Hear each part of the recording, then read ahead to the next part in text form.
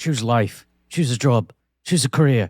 Choose a family. Choose a fucking big television. Choose washing machines, cars, compact disc players, and electrical tin openers. Choose good health, low cholesterol, dental insurance. Choose fixed interest mortgage repayments. Choose a starter home. Choose your friends. Choose leisure wear and matching luggage. Choose a 3-piece suit on hire purchase in a range of fucking fabrics. Choose DIY and wondering who the fuck you are on Sunday morning. Choose sitting on that couch watching mind-numbing, spirit-crushing game shows, stuffing fucking junk food into your mouth. Choose rotting away at the end of it all, pissing your last in a miserable home. Nothing more than embarrassment to the selfish, fucked up brats you spawned to replace yourselves. Choose your future. Choose life.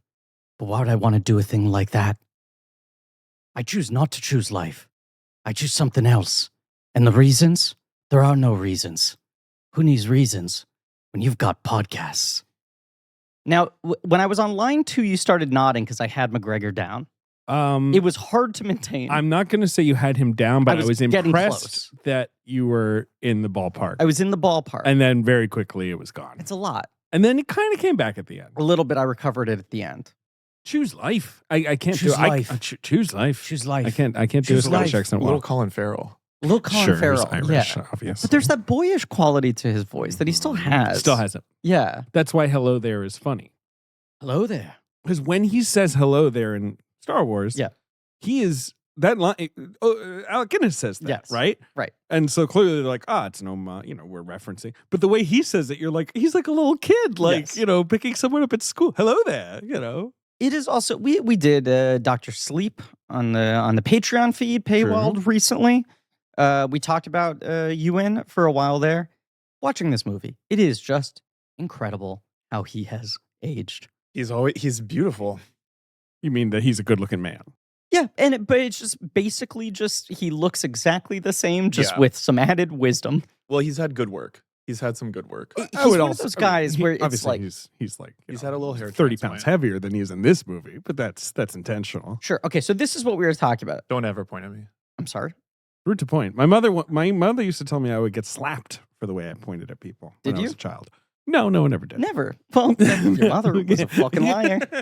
Well, she probably scared me off doing it. Can I say what I thought you were gonna go? I'm not gonna do the whole thing, but I thought you were gonna go choose podcast, choose a podcast, choose a podcast, choose a fucking big podcast. I choose wondered if you would do podcast, that podcast. too. That's I won't do it all. That's a better punch. That's fucking funny. I thought you were gonna do it. I literally had it all written down in case you weren't gonna do it. You had done that? Wow. Yeah. When you were doing it, I was sort of like, he's not doing that. But then I forgot, of course, there is that killer final line of, I've got heroin. That's the thing. And that does fit. Yeah. So I think you did good. Yeah. Podcasting, the modern heroine. Mm-hmm. We've covered 10 Ewan McGregor films on the podcast, but if you don't count Star Wars, we've only done Big Fish, Birds of Prey, and on the special features, Dr. Sleep. Okay. Right. Big Fish is really the only McGregor big Ewan movie we've done on the main feed. Which you don't like him in that. You're very anti that performance. I'm very anti that performance. You have said... I thought it was Crudup who I was... Crudup was the one I was launching missiles at in that You've said episode. Horrible things to me in private about Ewan McGregor's performance in Big Fish. Scandalous things. Scandalous things that would make your mother tell someone to slap you. I think that when he does that American gee whiz thing, I'm always kind of like, okay. That's not... What about Down with Love? Well, I do love him in Down with... Thank you. Catcher Block. Catcher Block. Catcher Block's great, but but he's not. But that's he's playing a cynical character there. Oh, he's a cad. Yeah, I more mean when he was being a boyish baby-faced boy in American accents. Yeah, I get what you're saying. I get what you're saying. Yeah, but I think that's the good one. I think that's the right context. He's good. He's handsome. He's a handsome man. He's a star. I'll follow. Oh my God, he's 100%. such a star. I'll follow him wherever he wants me to go. That's the thing with him. We had this conversation with our buddy Alex Ross Perry when we were doing Clockwork Orange about like how many actors. Very similar movie, yes. But also how just like most actors who worked with Kubrick, the Kubrick film is the thing that will be in their obituary. Like he gave people their definitive role in their definitive project. Right. Although he was wrong about Barry Lyndon, and we should have challenged that on the podcast. Love Story or Paper Moon, you think? I think it's Love Story or Paper Moon. I think both of those have a bigger thing. Yeah. I mean, look, we always, you're never left with more regrets about what you should have challenged than after an Alex Ross Perry podcast, but you got to let him go when he's going. McGregor will never give a performance more definitive than this, right? Like whether or not it's his best performance. Yeah, that's true. And sometimes with guys like this, it's like, well, if that's the thing, they come out of the gate, everyone meets them on this movie, it's hard to overcome. But it just feels like this is the crystallization of everything. Mm-hmm. I think he's done a lot of great work.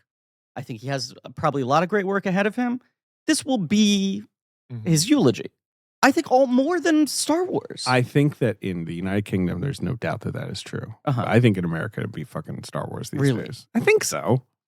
I mean, he's had That's more me he's had a speaking weird ill of America career, though. I don't know. He hasn't had like. I think Moulin Rouge is the other movie That's that true. might be at the top That's of the true. list for both Probably countries. for the U.S., people think of Moulin Rouge. I don't know though. When I looked up this movie, this was playing on Cinemax Encore. Like, Right. I feel like this is like a mainstay for like Yeah, yeah. being It's a big played movie. on premium, Yes. cable channels. it's incredible. I love this movie so much. We're going to talk about you in a lot on this miniseries. Yes. You love this movie so much? So much. Me too. So much. But I just wonder if it's like, is this more ubiquitous in Britain than it is here? Like, has this become more of a weird artifact in America? I want to say this. What? This is a podcast called Blank Check with Griffin and David. I'm Griffin. I'm David. David. Wow. Yeah, Fuck, Charles. Fuck. Jesus Christ. Fuck. Taking me to the paint. You gotta be Charles today, David. It's fine. It's fine. It's good. It's like, work the bag. Yeah. Like, it'll wake me up. You're not gonna like it. No, I'll love it. It's a podcast about filmographies. Yep. Directors who experienced massive success early on in their careers, such as making a movie like Trainspotting that cost $1.5 million and made like $90 million worldwide. Yeah, 80, I think. Okay. Around there. Yeah. And are given a series of blank checks to make whatever crazy passion projects they want. Sometimes those checks clear and sometimes they bounce. Baby, this is a mini-series on the films of Danny Boyle. Now, this is his second movie. True. This is the first one we are recording chronologically. True. Which means you need to weigh on this on mic right now. Yes, I'm ready. You threw out a name that on seemed November right. 7th, Yeah. I just texted to the blank check group text with no further comment, Trainspotting. Wait, was that what I thought was good?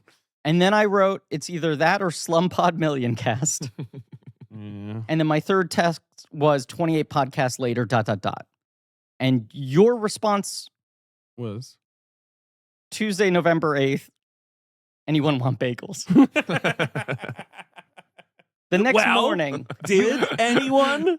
I wrote absolutely, and There you you got go. bagels, and I thank you There for you that. go. But the point is, it's been over a month, and you never weighed in. I think it's Wait, say it again. Trainspodcasting. It's Train good. podcasting. I think Thank it's you. that. Here's I think why. it's good. Yeah. One, it's silly. Yeah.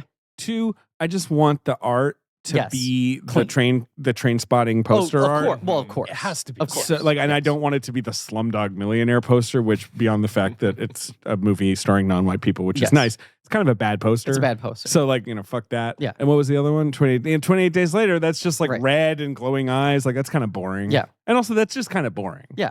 28 podcasts later. Trainspodcasting. Oof, it's not rolling off the tongue. Trainspotting. I think that's what's rumbling into the charming about it. station. Exactly. The Yeah. fact that it's impossible. It's a You have little to hit the squeaky. Trainspodcasting. Train podcasting. Trains podcast. Train It's podcasting. Trainspodcasting. Trains podcast. Yeah. Trainspodcasting. Today we're talking about the titular. The titular film of this miniseries. Correct. Danny Boyle's Trainspotting, his 1996 British black comedy, I suppose. One of the most important films of the 90s. One could argue. A definitive Culturally. film of the 90s, especially in the UK. Our guest today returned to the show after far too long. True. Creator of Search Party. Hmm. Co-creator of Search Party. Nah, just creator. Taking it for yourself. Yeah. Charles Rogers. Thank you for having me. Hi, Charles. I'm so honored to have been picked for such a seminal movie. I really, when you offered the list to me, I was like, well, Trainspotting is my number one, but like you're gonna get like Lin-Manuel Miranda. You're gonna get one of your big Kahuna guests. What if Lin-Manuel Miranda attempted a Trainspotting Well, who would it be? Who stage would it be? adaptation? You'd get some famous Scottish person. A famous Scot. I don't know enough famous Scots. No, who would More be? fool me. Yeah. I don't have enough Scots in my life. More fool you? Yeah. You would get Danny Boyle. Hey, Danny, what's your favorite Danny Boyle movie? Oh, Trainspotting's pretty good. Yeah. I don't know. I just after Mixed Nuts, I really was like, I'm gonna have like a how did this get made relationship to the Look, movies that I get invited We like to mix up sometimes, but we. I don't know. I think Griff was like, Charles likes Trainspotting, and I was like, Charles is perfect for Trainspotting. Yeah, no questions asked. It felt Same good. here. It felt clean. Yeah. Now we were talking right before this about trying to get hot. All three of us were relating our struggles of wanting to get hot While eating Little Caesars. David Charles is ordered not Little eating Caesars. I didn't touch that. It tastes. I also didn't touch it for the record. Ben and I It's are absolute getting hot. liquid gold. Sometimes It's so I think good. I want to get hot, and then I eat something like Little Caesars pizza, and I'm like, why would I ever give this up? We're not sponsored by Little Caesars. I simply picked it up with my own two hands let's say and this. brought it into the A lot of studio. slots just open up for 2023 if Little Caesars wants to jump in. Oh yeah, that's true. We could become Little Caesars Presents Blank Check. The point is, we were talking about this, and you were, Charles, you were talking about a friend of yours who was hot and then got even more hot, and then it turned Yeah. out What? You can finish it. he had worms. He had He had a lot of worms. Yeah, the Right. tapeworm. He had a lot of Right. worms. A lot of them. Right. Yeah.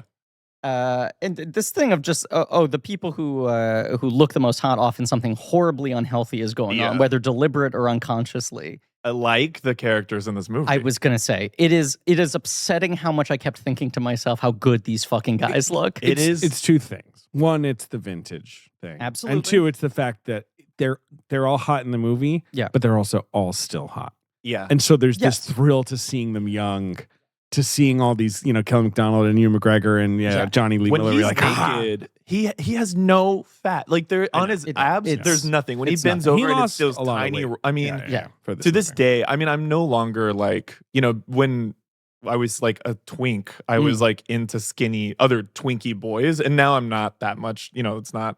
I love Congrats. all types of people now. Very cool. Huge. Or just men, really. All types of men people. Let's not get crazy. Yeah. But then like rewatching this movie, I'm like, this is still the pinnacle. And this movie has a very coming out origin story for me because I had the Trainspotting poster on my dorm. Mm. Yeah. And there are these, the classic. the classic one that everybody this had. poster. Yeah. The Yeah, nice yeah. orange one. Yeah. And I had it on my wall, and these two girls that I met in orientation, Rachel Carlson and Electra Yao, in hindsight, Shout out. both probably, yeah, Rachel, if you're out there, I miss you. Hey. If you're around. And they both, in hindsight, they were like, I think both after me, and I just didn't realize that. And they came Awesome. back to my dorm, and they saw the poster, and they were like, he's so hot in this. And it was the first week of college, and I made the choice to be like, he is. And I had never, ever. Sure, you were I was like, comfortable being he like. is. And then I was like, I can't believe I just did that. And then like 2 days later, they were like, so are you gay? And I was like, I am. and then that was it. There was no turning back. So It was the soft opening. So of it's the Ewan. closet. It's Yeah. Ewan specifically that you were agreeing. Everyone was agreeing, or it was. they're all. I mean, even It'd be funny if they were pointing to like Robert Carlyle, like if he was the one. he is though. Oh, I he mean, is. he's I mean, Everyone looks good. he's Yeah, pretty in this movie. Yeah. He's a got pretty that guy in general. He's got those cheeks. pointy little pretty nose Yeah. in this movie. But or were you just kind of like? I mean, looking at the Ewan. poster? I mean, It's Ewan. Ewan Ewan. is Ewan McGregor. it's unparalleled. There is no one who is as hot in that way ever since. He's or ever very again. beautiful, I would say, beyond being But hot. he doesn't He's a, look like anyone else, Yeah. and he Mm-mm. doesn't look like any other attractive person, if that makes sense. No. Apart from his little dimpled chin, Yeah. which is very cute and very like old Hollywood. Sure. He does. You're right. He doesn't have like a. It's not like. Oh, he's like a blah type, like Yeah, like yeah. I don't know, I- some actor. I remember as a dumb little straight boy, I would not understand when women would say, or girls my age would say, that someone was attractive who did not look like the 30 Rock joke, a cartoon astronaut or whatever, right? Sure. I'd be like, well, I understand what a handsome man looks like. Squarish jaw, Sure. Yeah. Looks thin like nose, Superman. blue. Right. Yes, I was like, I understand Superman is attractive conventionally to women. I don't understand. And people would say that about Ewan McGregor, and I'd be like, he's kind of goofy looking. Yeah. Because he's not conventionally pretty. No, but he's got the same. He's got another. I totally Clockwork get Orange. it now. He's hot. Yeah. Yes. But he's Malcolm got McDowell. the Malcolm McDowell. That's a the good comp. same rapscallion swag. Yes. It's that same, and also Robert Pattinson in Good Time. Similar. Oh, sure. Sure. That's it. But Like Pattinson that little is like. so handsome. Yeah. He's Yeah. always that. And like Jude Law, who is, I would say, the sort of another very pretty Brit Mhm. who emerges a little after Ewan, just a little. Hello. He's similarly, you're like, yes, I get that. That guy looks like Yeah. he's from a 30s movie. Like, yeah, Right. he's very, very pretty, very Right. handsome. But yeah, Ewan's a little different. It's A also little you, com- scragglier. you compare like McDowell He's still hot. and obviously. Pattinson. They're both scary in those movies, Yeah. right? Yeah. Like Pattinson obviously is In good time, he's choosing scary. to invoke that. Yeah. McDowell, even when he was at his prettiest, there was something Oh, yeah. menacing and McDowell creepy. never Totally, played a guy who was Socio. like just like a chill, normal guy. Right. Like if Yeah. Malcolm McDowell was like, "Hey, how you doing?" and smiled at me, I'd be like, "What the fuck do you want with me? I think it's I'll give you my money. It's okay." the secret to the success of this He probably movie. needs it. There's something innately sweet about McGregor. It's the Danny Boyle magic. Yeah. This is But also just him as a performer. It's like No, it's no, why but- you yeah. need him at the center. But good call, Danny Boyle, sentimental streak, Yes. very crucial to Trainspotting's success. yeah. But you and Bremner played Bremner, yep. Bremner played Rent Boy on stage He when sure they did this as a play. He played Renton. Rent Boy is his right, nickname. right. I am Although sure they don't really say it. that is a fantastic performance that he gave, right? Sure. But you watch this, he's so good at Spud. Amazing. He's An well, 'cause incredible he's- character actor. He Amazing. looks like a wounded deer or whatever. He's so sweet. You Yeah. know, you And you're feel like, for him. I cannot imagine this movie working with those two guys flipped. No. As a movie, Yeah. he could play Renton on stage. I could see Ewan playing Spud. I don't know if it would work, but I guess Ewan would just play him as the sort of innocent. Yeah. I guess I could see that. It's hard to imagine. I think probably the stage play had a slightly different tone or Right. something. Yes. It was just like a little bit more of like I bet it was a little ickier. There's no vibe to the research where it's like Ewan Rebner was like, "That's my role," and he's not fucking Jimmy Conway. No. in Grease. He was Is like, that I his was name? really I don't know. appreciative that they gave me a good part. Yes. I think he like fully understood, like, no, No, you not need Jimmy. Jimmy Conway is fucking the Goodfellas character. Come on, Jeff Conway, is that his name? Oh, for Jeff Grease? Conway. You know, like he Yes. played Danny. Danny on And then was Broadway, Konecki and then he in the was movie. Konecki, Oh, right, in the okay. movie. Yes. Yeah. And he's Right, like no. looking at Travolta, being like, "You stole my part, you fucker." Right. And then you watch Jeff Conway on the first season of Taxi, and he Yeah. is straight up doing Travolta. It's clear that like it broke him. Right. Hey, He's like, "That must be what I listen have to here, do." Rika, come on. It's that kind of thing. But no, I think Bremner seems to say like, I got it completely. Yeah. That I didn't have the innate sort of weird quality that you needed for this to work as a movie. Mhm. And I was very happy to play Spud. I watched all the special features, which are preserved on iTunes now I from should've what was a done that. pretty good DVD at the time. But they talk a lot about the book is so sort of like shortcutsy, Mhm. in that it's just all these vignettes and right, it scatters Right. across It's the characters fairly more. plotless. Yeah. Right. And I think the play was maybe a little more like that. Mhm. And that was like Boyle's like first big decision is like, we're turning this into a 90-minute This is going to be a movie. digestible commercial film. Yes. Right. Which Irvin Welsh appreciated. and because of that, everything kind of has to be from Renton's point of view. He'll be the main Mhm. character. Right. Right. Right. It was He's- just more ensemble. he's is- the line. Well, Right. it's, in the book, he is the most sympathetic character. He's Right. like, all these people suck, and I don't know why I'm doing this, but I do Right. love heroin. Yeah. So good. Num, num, num. But like, so like in the book, if you're reading the book, you're like, well, Renton is kind of the only remotely sympathetic character here. Yes. Spud is kind of sympathetic, but he's sort of stupid. But Spud, I would argue, Tommy only is becomes too. Tommy is Ta- Ta- tragic. yes. Right. Tragic. Yeah. Spud becomes sympathetic, I think, because of Bremner's performance. A little bit. In the hands of a different actor, Right. I don't know if he lands that Right. way. In the That's book, true. he's just an innocent. It's Yeah. like he's like just you feel bad for him. Spud could have been more Yes. chaotic. And you could see him being so stupid that you can't even relate to yeah, him. yeah. You know? Ben? Well, I was just going to say that they in the book they jump around from different perspectives. So Right. there's different characters speaking. Ben, did you like this book? Yeah. It's a real Yeah. good book. So this yeah. book, we have a lot to I discuss. also had the poster, but I had the Choose Life. Uh-huh. Oh, uh-huh. the monologue Yeah. poster. Yeah. I tried to. which, Okay, I bought the I'll book, show it to you. and then I was like, I actually don't. Yeah. Yeah. Oh, I pretty don't- cool. well. Pretty cool. Pretty cool. I bought the book. I, like every other book in my life, I didn't read it, and then I downloaded the Audible, and it was just like so thick, the accent. I was like, I actually don't think I can do 12 hours of this. Like I I wonder just who read the audio. I couldn't do it. There's Some man. one of the insane things on the DVD, there's a lot of interviews from the con party for this movie. The Cannes Film Festival. Oh, right, of course. Cannes, Right, I'm sure. sorry. No, The no, Cannes Cannes. Film No, Festival. you're right. You're right. Cannes. Cannes Film Festival. I think this movie comes out in the spring, so when it's playing at It came out in February in the UK. Right. Then it played out of competition at Yes. Cannes, and then it came out in America in the summertime. Right, So, so like Cannes sort of helped build up. the its, Cannes party is like this film has fully They're succeeded already- in the UK. Right. It's a phenomenon, and now we want to take on the world. The question is, can you take this Yes, deeply unsympathetic film about heroin addict criminals right. and make it cool and sexy and fizzy, which it is, but like Yeah. enough that Americans are like, one ticket, please. So they have this Cannes party that was like, I mean, the intertitles are saying like the film played at a competition as a midnight screening, but it was the only unanimously like sort of well received film the entire festival, and then like the party became the must attend event of the festival. And they show the party, and it's like Mick Jagger, Tony yeah. Collette, like Hell the people, yeah. Damien Heroin addicts. Albarn. Yes, just an incredible crew of people. But the longest, Martin Landau, who gives a bizarre interview where they're like, "Do you think this like signals the start of a new wave, a new media, a new generation of British filmmakers?" And he's like, "What are you talking about? Waves? Waves aren't a thing. They're not generation. It's just people. It's just one person makes a movie." Like he's very angry about it. I kind of like that. It was kind of sentiment, though. incredible. And you're also just like, what is he doing at this party?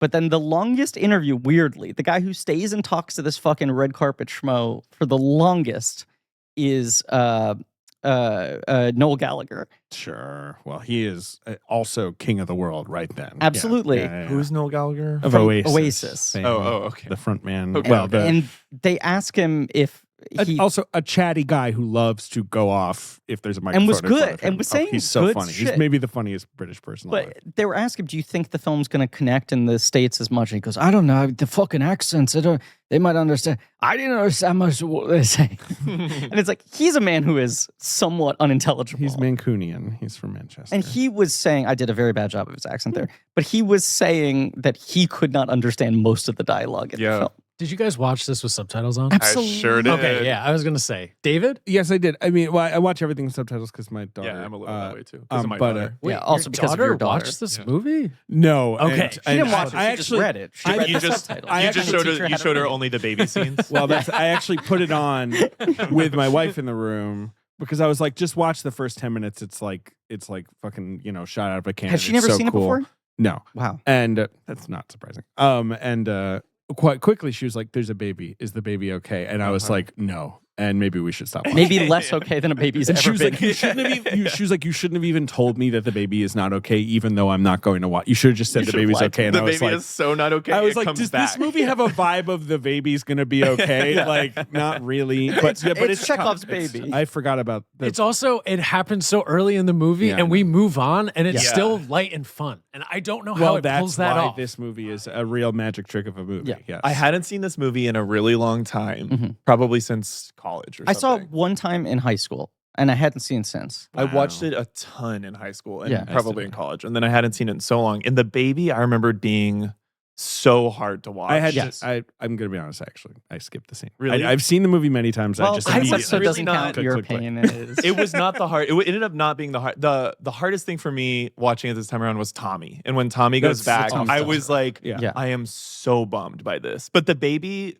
I was just like, this is really well done. I was No, just like, it is this. well done. I was Yeah. just sort of like appreciating the No, it experience is of the movie, but like I at this just- time I around. actually just. I was compelled immediately. I picked up the remote. And I was just Spud like, with the forward, sheets forward, is still the moment that I Sure. can deal Just- with the just- toilet. Yeah, yeah, the yeah. the length of it. Yeah. You know, if that was 5 seconds, you would be like, okay, but like the fact that we then we're with him in the bed for a minute, Yes. and then of course the He's follow crying. up scene, Yes. like That is so like yes. this is based on vignettes. Like that scene Yes. is like this was something that was a vignette. But to me, that is also just and this is Scottish film. Obviously, it's Yeah, Scottish, but yeah. it's so British.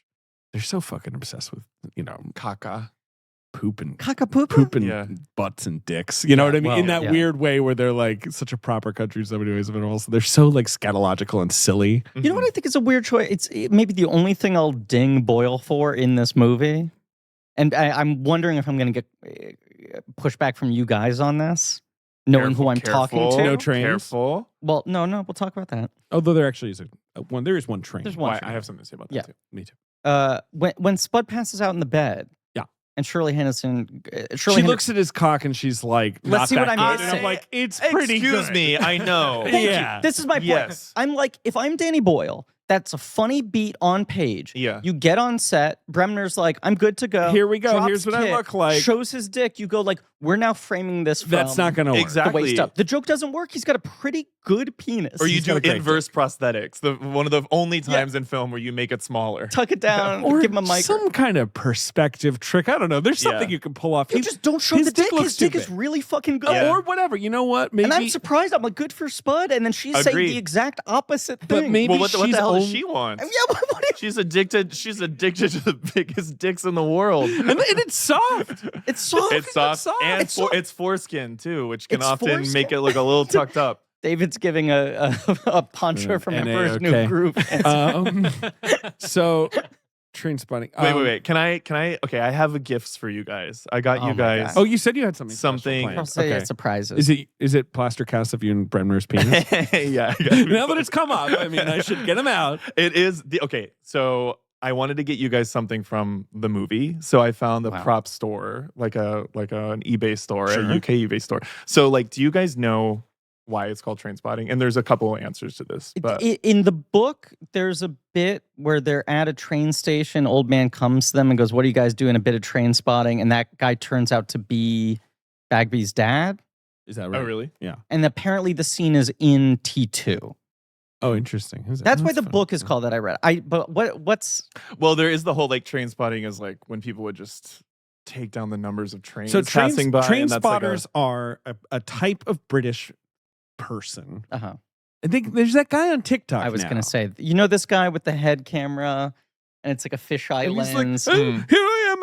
I'm in No. Edinburgh Waverley today, and there's going to be a 305 coming in, and then like a train comes. He's like, oh, very good, and he switches to this like head camera where his eyes are like weirdly It's like this framed. overly wide lens that's mounted on a helmet on top of his face, so his whole head looks like ET. Oh wow. And he Okay. goes to train stations at like 4:00 in the morning, and it's like, I think it might come. I think it might And he's a come. modern day train spotter. Yes. To me, the idea of it is like, because train spotters, especially when you were in the 90s, they would be these weirdos who were standing at the front of the platform usually. Sure. And they would kind of just be standing there alone, maybe with a little book. Mm. And they look like drug addicts Right. because they're just kind of like standing there, and also what they were doing was so obscure, even to me as like a lover of trains. Like they would be obsessed with specific engines or whatever, You've talked about this before that you really want to see this movie. I'll Okay, talk we'll get about to it. that. But Charles, I'll talk about Charles. Okay, well, But yes. okay. There's that. There's several. I think that there's supposedly like several reasons for the Okay. title. One of them is this prop, which I was Okay. actually able to get from this place. Oh my God. One for Ben? Charles So is these handing are 3 Easter separate eggs. I got manila yeah. envelopes. So okay. this prop is in one of the scenes, if you remember, and it's an Easter egg within the scene, and it's actually why the movie is called Trainspotting. Okay, so it's a pair of Hanes uh-huh. white underwear with train Y fronts, to be clear. Yeah. With train written on the back, and then just a Oh, little spots of blood yes. Mm-hmm. on the rear, Uh-huh. right on the Yeah. seat. Yes, on the seat. One might say. What is this in the movie? They said it's in the movie, and I paid 400 euros each. Hmm. Um, And you just were like, even though I just watched the movie, yeah, that's in the movie. Must be in the movie, I'm right? pretty sure it's in the movie. They Yeah. won't tell me like what frame, but I've They been won't told. tell you. I've been told that this is in the movie. Yeah, no, I mean, Wow. and like, Some and, under- some and these Trainspotting envelopes undies. were clearly this is the sent in the mail. Yeah. Yeah. These blank. They disappeared. It was a courier service, an unlabeled courier service. At And UK Film Props. Yeah. Yeah. Wonderful. These I are love too incredible. that they silk screen this and this isn't ironed on. Yeah. Yeah. Yeah. Well, it was the 90s. It's a different time. It's a Can you different time. believe I spent that much I can't. energy thinking about making this? No. Well, and you also all? that you have an at UK Film Props written on here, Yes. not an account that exists. I'm gonna confess. Number I did a 862. swift Google. you would know. Came up with a serial number. Right. All so right, train anyway, underwear moving and on. So much for our spotting. incredible No, this gift. was- It's a great this is show. a great It's got gift. period spotting I and mean, it we're says gonna have train to on it. add it It to might not our- be period. It's that's some Okay, ass it could be spotting. anything. It could be ass spotting. That's some back of the. They're gonna go on our menagerie, our Hall of Blank Check There you go. display. Thank you. Thank You're you so welcome. much. You're such a sweetie, Charles. It's pretty expensive.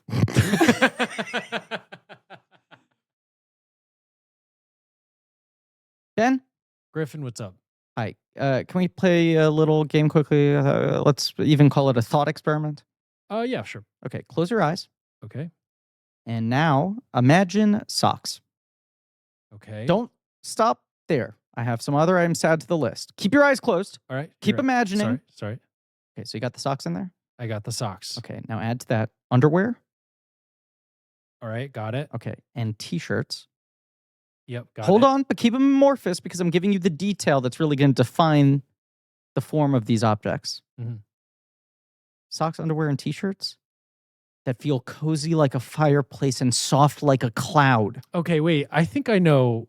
You're talking about Bombas. You're imagining Bombas. I tricked am. you into imagining Bombas. Cozy like a fireplace, soft like a cloud. Who wrote this ad copy? Muhammad Ali? Listen, Bombas is the thoughtfully designed Better Basics company that'll keep you comfy all winter long. And Bombas makes the perfect items for staying comfy during winter. You know why? Why? Because all of Bombas's products are really comfy. And winter's a time when you need comfort because it's unpleasant. Every item, if I recall correctly, Uh-huh. it's seamless, Yup. tagless. Correct?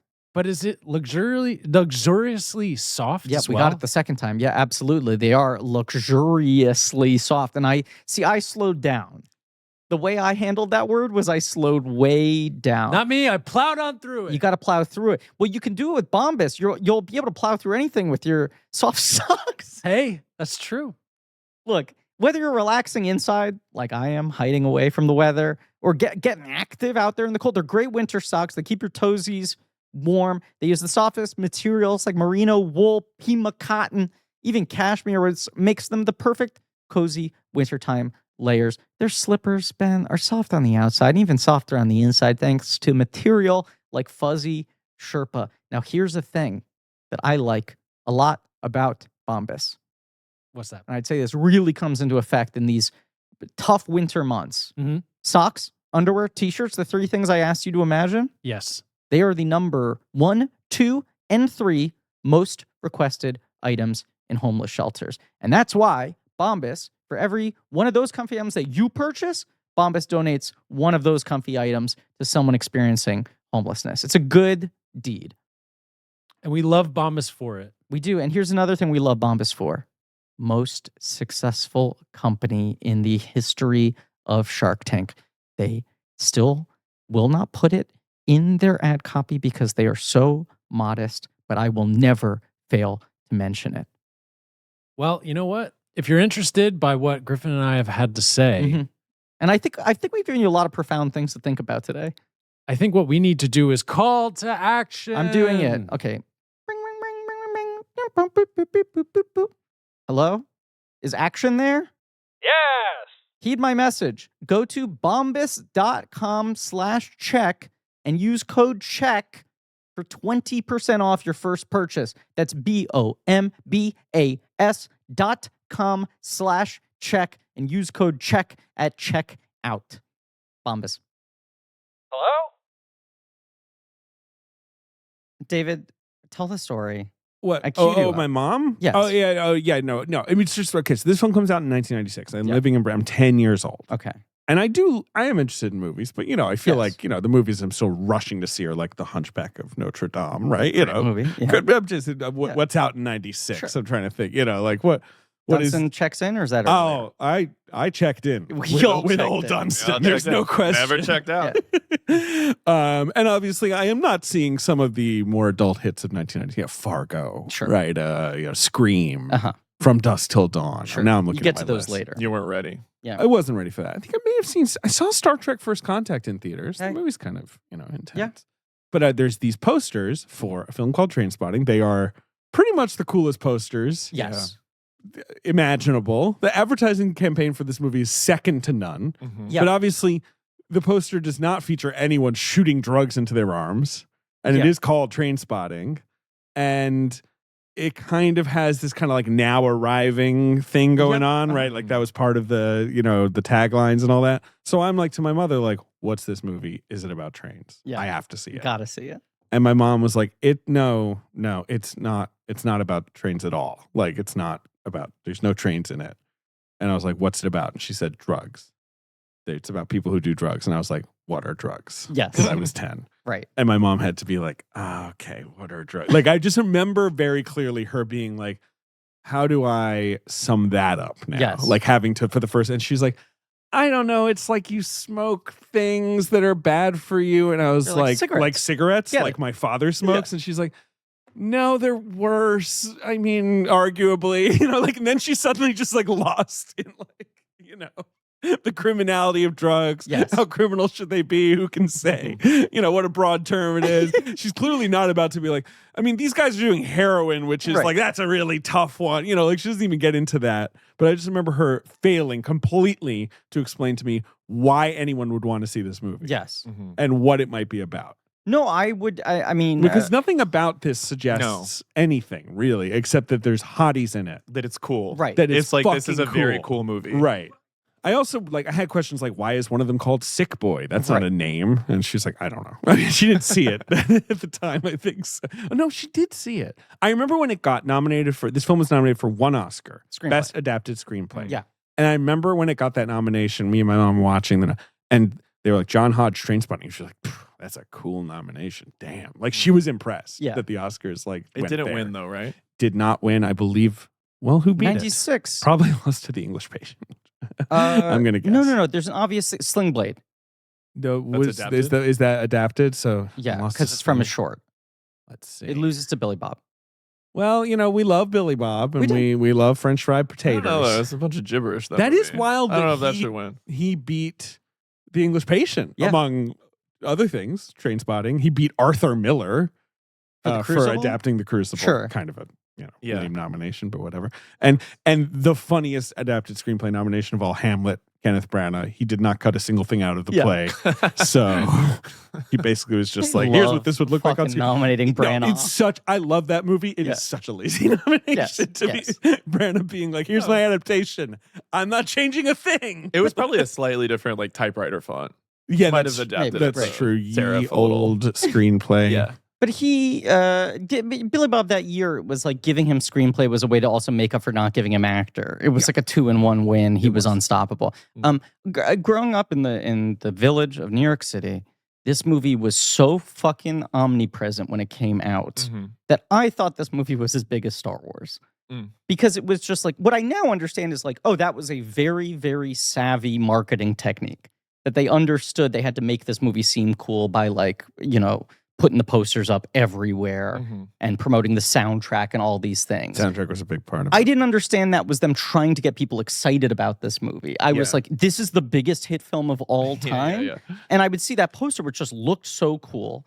Anytime my parents went to see a movie and they'd come back home and I'd be awake, like they'd go out for a movie night and I should have been asleep and I'm an insomniac as a child, but Your parents also are in love, man. well, They're having this is the dates past. left and right. This is that's decades ago, but I'd always just stay awake for them to tell me what the movie was about because I wanted to hear about these cool adult movies I couldn't go to, and that was one where I was just like, and why is this watchable? Sure. It's like when you're On a kid paper, you're and like, it's not doesn't there's no sound fun. plot, Yeah. and you're like, what's it about? And you're like, it's just about drug dealers, drug addicts and their lives, and you're like, you told me they're bad. Yeah. You say those are the people we should cross the street to stay away from. You just went and watched a movie about them? I mean, a lot of them are. Like, I've never loved kids because I just feel bad watching kids. Yes. So I'm like, I understand what's impressive or artistic about it, but at the same time, like, Trainspotting was the opposite of that. Like, I'm on a great ride the whole time. There's an interview with Boyle on the special features from when they were shooting this movie. So not even knowing the legacy or how it was going to land or any of that, where he said the big challenge for me was, there's so much like war on drug stuff going on. It'd be very easy to make a sort of polemic film, a Christian F. sort of tragic Basketball Diaries, was he said the whole thing he didn't want to make. Right. And he said, I think if you're going to make a movie about drugs, you have to acknowledge that these drugs are pretty fantastic. Right. Like, He was like, there's a reason people take them. Right. But this thing breaks all the rules about drug movies, I feel like. Yeah. It starts with them being like, we're done. We're not going to fucking do this shit anymore. It sucks. Yeah. Like, it's 20 minutes of that. Self-loathing. Yeah. Like, and you're right. It represents the pure pleasure of it too. What's up? Well, what's up, David? Is I don't know, what's that up with you? I mean, I think that it's also because, not to like skip around to like the biggest picture points, but like It's because it's one of the few, like you think about like Requiem for a Dream, and it's like, I mean, that movie is about drugs. You know, like Yeah. a lot of movies about drugs are about drugs. And like when I was watching stuff about the campaign for this movie, it's like they really emphasized this is a movie about heroin, so that it would be like polarizing and like Yes. all the sensational Stir stuff. up But it's debate. like, it's not that the core like themes and messages as I was like watching it as an adult this time, I was like, this movie seizes you because it's like truly existential. Like this movie Yes, is 100%. really profound. It's about like a sort of provocative nihilism about systems and about like how Mid-90s. Totally. When everyone's like, is history over? Mhm. Why are we all just fucking buying stuff Yeah. and living our boring lives? What are we going to do with ourselves? it's a cut above that too, because it's somehow more timeless than a Gen X thing that's sort of like everything sucks, because then like Mhm. Danny Boyle comes in and he makes it joyful and he makes it fun, and the ending, and I don't want to just like cut right to the ending, but like the sentimentality of the ending is so complicated. It ends in this way that it's like, this is such a complicated movie, and it's about working inside of a system that you can't get out of, and the options within that system, and like the freedom that you can attain isn't a freedom outside of the system. It's a freedom Yeah. of giving in to a part of the system, which Right. is like really hard. Just like it's give up really and, hard like, to you know like what? process that and like accept how many balls it's juggling thematically at the same time. It's amazing. It this It's not movie. just like we're selling out. no, not at all. I'm a sellout, right? It's Which like was the this like system the 90s. fucks me over, so I'll fuck people over, and now I'm free. But I'm not free. But it's Right. okay. You know, like, Well, I am free, but it's but no one's free. it's limiting, and I can't. Right, I can't do this for very long yeah. without possibly dying. Or Yeah, being yeah, in yeah. prison But I feel or- alive by Right. cooperating with like an oppressive aspect of the system and Right. reacting to it. Let's crack open the dossier. I can't do that. I don't have that. David. I just want to point out, Yeah. in 1999, the BFI did sort of like its version of the Yes. AFI's Top 100, and this film was 10th. Uh-huh. 1999, so only 3 years after Yeah. the film came Yeah. out. And the other movies in the top 10 are like what you would expect, like Third Man, Brief Encounter, Launch Sure. Parade, 39 Steps, Great Matter of Life and Expectations. Death. That's 20th. But you know, like Wow. it's just all. I mean, Don't Look Now. Sorry, The Red Shoes is the Oh, the okay. Powell and Pressburg. Okay. It's in the top 10. But like British Yeah, classics. yes, And yes. like in 99, in 96, 99, it was like Trainspotting. Right. That's as totemic. Well, because like That's how the- it felt in Britain. This The movie AFI just felt list. yeah. When they do the AFI list in 99 or 2000, whatever it is, and they put Schindler's List in the top 10, and that's like, oh, this is the one modern recent film that they're immediately elevating to that level. Mhm. That's a movie about the Holocaust Yeah. by the man who is the most established director in America. In a at that prestige point. That's a tone, safe too. bet. Yeah. Right. Yeah. Right, Comfortable. Yeah. Yeah. Trainspotting. So yes, it's based on the Davy novel of Irvin Welsh. Mhm. It was published in 1993, which sounds like Ben has read. I have read. It's been a million years. Charles listened to the audiobook and Yeah, was kind of like, can't do this. I can't claim. I read it. It's got that cool cover. To me, an iconic cover. Show me the cover again. Skull? Let me- Skull-based cover? I think it's two skull. Two guys wearing masks. skull masks. It's so scary. Oh, right. It was Yeah. one of those Yeah, yeah. classic, kind of like the Exorcist book cover, where it was like you would see it in a house and be like, What is that? And it is sort of famously written in like mostly in like Scots dialect, so it's like kind of impenetrable, Very- but very cool. Similar to Clockwork Orange. Right. It Yes. has a glossary, even that Yeah. at the back that you have to refer to understand a lot of the slang. And when I was a kid, by the time I was a teenager, Trainspotting was just like ingrained in British culture. Yeah. So, but like it was a cool thing to read. Trainspotting. hey. You know, I don't Feel think like I it- had it. I don't think I knew about it. Well, in I grew Britain, up in- Irvin Welsh is kind of a celebrity too. Like he was just around. my David origin story is I grew up in Mexico, and I think Ooh. that movie maybe didn't make it. Sure. I think it maybe didn't make Scottish it. heroin addict. Yeah, I think we maybe didn't get it. Did Trainspotting even come out in Mexico? It probably came out. I missed them because I definitely saw Scream, but there were movies of that year I saw. Yeah. But Yeah. I didn't realize that was Welsh in the movie. Yes, he's the panicked drug buyer. Right, he's the guy who gives him the He's the, good. the suppository. he's is making good. choices. He's really good. He is, yeah. I thought it was Anthony Held for a second.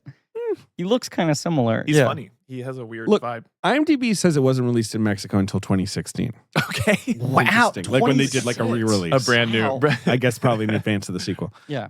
Anyway. Oh, sure. That makes sense. So Yeah. Irvin Welsh writes this book. He actually sells the rights to Noel Gay, which is the production company that makes Griffin's favorite show, Red Dwarf, a Mhm. classic British sitcom Great show. about life on a spaceship. Yes. Hard to describe, but Red Dwarf. And The then last four survivors. of A Right. robot, two people who hate each other, and a stylish cat man. correct. Yeah, it's a great show. And they love curry. Yes. And anyway. But then he catches wind that like the triumvirate of British cinematic cool who just made a movie called Shallow Grave, Mhm. Danny Boyle, John Hodge, and Andrew McDonald, Yeah. the producer. Everyone's in all the areas they're talking about these three. Yeah, Yeah. they were kind of like this Yeah. package. Yes. And especially because like it is so hard to overstate how fucking uncool Britain had been Mhm. for 25 years, basically, right? Yeah. And like then in the 90s, right when I'm arriving, right? Well, one might say David? coincidence? You dare. But right in the mid 90s, it's Yes. like, whoa, Britain's cool again, right? Right. Like you're not know, making Shirley Valentine. You're making like right, exactly. Like it's Yeah. not like Britain isn't making things that are culturally important but in they're the 70s chariots and of 80s. fire. Yeah. Well, there's that, but it's the Smiths where it's Yeah. like, I love them, but like they are cool, but like they're not like, excited, they're miserable. I mean, I love them, Sure. but they Yeah. make you feel melancholy. That mean, could be this- cool. I mean, there's punk music, obviously. Right. That's our big, It 70s makes export. the UK look so cool. But right. This movie Yeah. is like, oh my god, the fantasy of like the 90s and like the clubbiness and like everyone's horny and dirty. oh yeah, You're- those like you're those nailing it. early days. Smegmapalooza. Smegmapalooza. So much smegma. But the like early, like, or just all the house parties, like the dance parties that they're portraying in this Yes. movie. Yeah. I'm Yeah. so nostalgic for that. I Like, just like know, early I know. rave and like techno culture. Yeah. Like we didn't really even have, I think, that same thing in America. It was very different. But I think. feel like Yeah. our age group had some little full circle, like that, like early 2000s hipster, like 2007. Yeah. Like there's like a Spud outfit when they go like walking through and he's wearing like a vertical stripes and like skinny jeans. And I'm Yes. just like, I absolutely was wearing that when I was like, I thought I had invented it, but I realized watching this, and I like this movie when I watched it as a teenager, but I didn't think of it as like a seminal impact Yeah. movie for me. I realized there was absolutely a year of high school where I was trying to look like McGregor in this movie. There was tiny tees. You're a petite boy. undersized tees, Yeah. skeletal, super pale, shaved head. Mhm. I like had the exact same look, and I Yeah. think part of it was me recognizing, oh, this guy also has zero body fats. Yeah, I can play this card. Looks like a ghoul. Yeah. I should try to do the other elements, and I never looked as good as him. But you were a Converse guy too, right? Yes. I mean, I feel like you've always course. kind of sort of I wore was Converse. I Excuse had me, I was also a Converse. Get the That fuck was outta high. here. Yeah, but I wanted to look like you. I was this big galoot, Sure. and I was like, I wish I could like shop at like the women's Right. aisle in Top That's Shop. what I would buy. You them. know, I wanted Right. to look like you. Well, And Ben this is wanted to this look is like the me. whole thing about body positivity, guys. Yeah, that's all But I'm serious. But yeah, like, I wanted to be like waif-like because like my Right. best friend was this like Yeah. waif-like boy, and everything fit him, and I was like, he's so fucking cool. No, I'd buy like vintage children's T-shirts with the stretched out collars. It's the exact look Yeah. he has for the first half of this Yeah. movie. the fashion in this, man. But I look Yes. bad. I want to make it clear. I look bad. I didn't pull it So off. good. He looks incredible. I bet look you were a sick. cutie. People I bet you are- were a cutie. at And it. it took some time, but that was around the same time. That was like Yeah. early mid 2000s. I do feel like there was a processing of Mhm. like, but it was more of an affectation Yeah. rather than that being like an organic sort of movement. You obviously have like the Chloe Sevigny kids, Harmony Korine, Right. thrift shop, New York Mhm. style. Mhm. But it does feel like there was a point in like 2004 where New York became a little Trainspotting-y. Yeah, the Strokes kind of come to mind, maybe as Yes. like Yeah, an exactly. example to point to of like sort of having a similar fashion All sense. the whatchamacallit, Meet Me in the Bathroom. Yeah, Totally, yeah. right. Well, it's that sort of like post-punk thing where like it's a little bit mod, but it's also a little bit new wave, and then Yeah. it's also like kind of EDM, like mid '90s. And then we did it again for our generation, like in 2007, where we Sure. were being like hipsters with that and mod stuff. And then now it doesn't really exist. It's not really, but rock and roll doesn't Well, exist. now anymore, it's like right? This is- curated because a TikTok and like Gen Yeah, Z yeah. kids Look, are like yes, trying to like modern culture is a fetid pit. Well, and it's also just like white people have had enough enough time in the cool spotlight. Yeah, Sure, that's It's also just sort true. of Root 'em yeah, out. Yeah. Time But of to course, move on. these are Scottish people. Yes. Yeah. A very unusual breed. I mean, that monologue Hugh I- McGregor gives. At the I said lowest of this the before low. you were here. That monologue, any Scottish person can recite that. It's so good. It's the best. That monologue. Lowest of the low.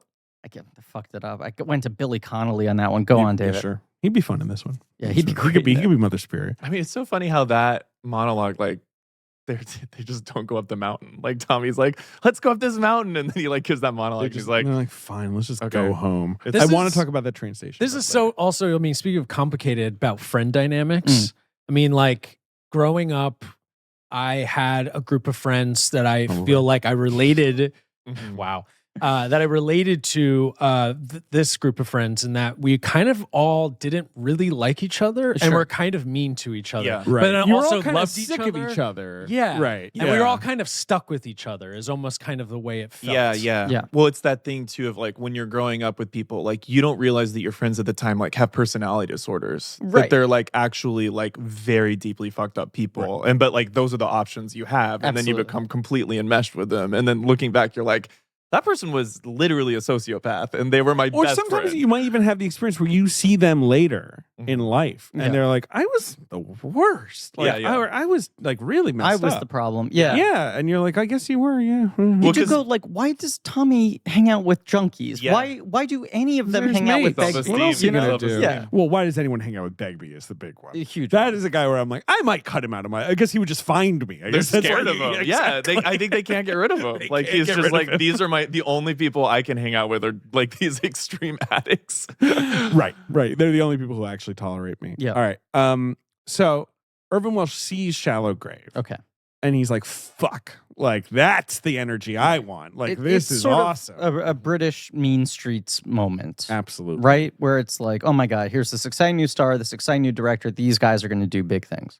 And so Danny Boyle and Andrew McDonald and John Hodge approach him. Apparently, Danny Boyle wrote him a letter, and he called John Hodge and Andrew McDonald the two most important Scotsmen since Kenny Dalglish and Alex Ferguson, which is really funny. Those David, are two what does that They're two mean? football guys, Okay. football player and a football manager. Okay. But I just like that he was like, Boyle was clearly like, look, I'm not Scottish. I get it. But Yeah. before you get mad at me, these two guys are so fucking Scottish.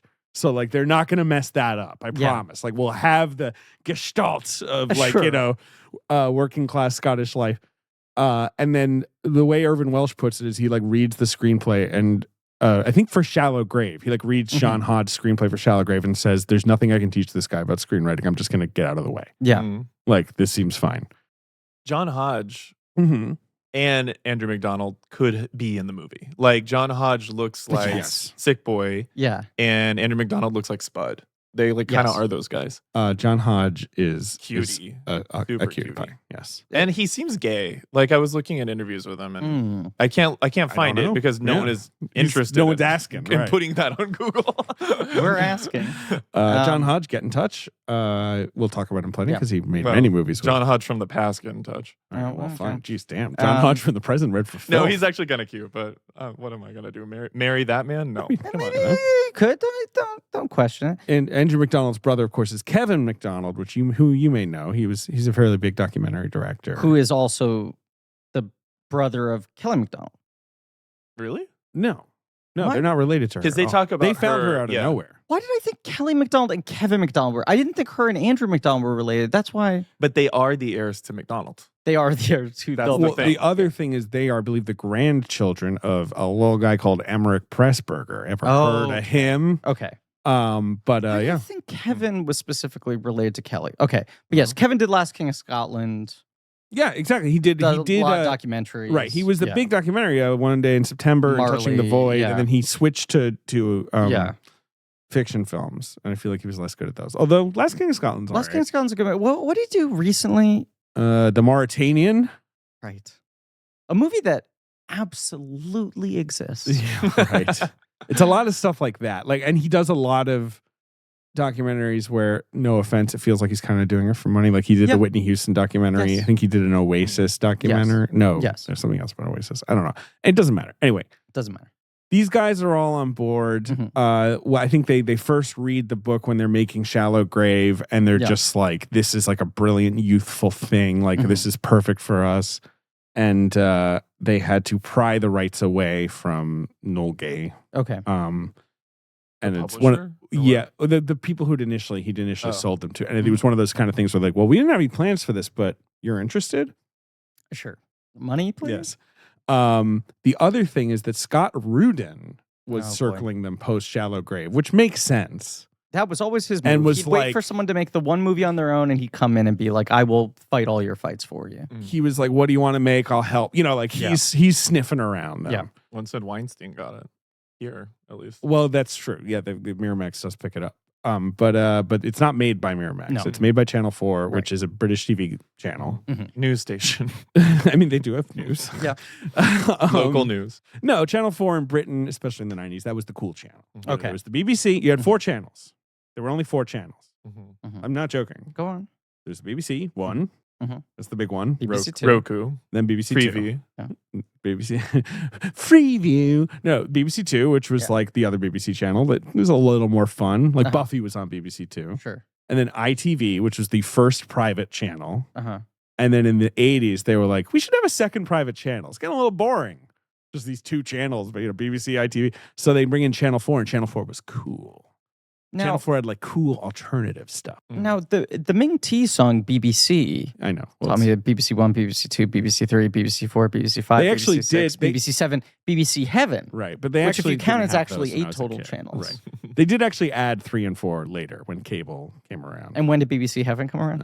It's still in the works. And now is it just like BBC streaming platform and that's Well, it? now I don't even know what it is now, but like, you know, they've all got, I mean, and BBC Plus, BBC Max. yeah, they've Yeah. all got all that shit. But you know, when I was a kid, and I remember I moved to England, and in America, I had cable. I was used to many channels. Sure. And I was like, they only got 4 fucking channels. The What fuck is is this? this? You go Yeah. 1, 2, 3, 4, and I'm like, 5's coming up, and it go right back down to 1. Why? What do you mean, why? Great Why do question. they only have 4 channels? Well, it's no different than like ABC, NBC, Fox. You know what I mean? Like, it was just like the networks. sure. That was it, though. If you got a fucking satellite dish, you could get Sky. Well, I guess they Okay. weren't producing as much as the States probably. And then they Yeah. didn't have like international acquisition money. In the probably. 90s, they start to show American TV more and more. But like Seinfeld would be on at like 11:35. Yeah. And like there would be these ads on British TV like, do you know what the most popular American show is? And it'd be like, you know, is it ER? No. Is it? And they'd be like, it's Seinfeld. Anyway, fucking stay up late if you want to watch it. You have to remember, Ben, also that like half of the TV made in the UK is made by the government. Yeah. So it's You have not. to pay a fee to own a television in Britain, a yearly fee.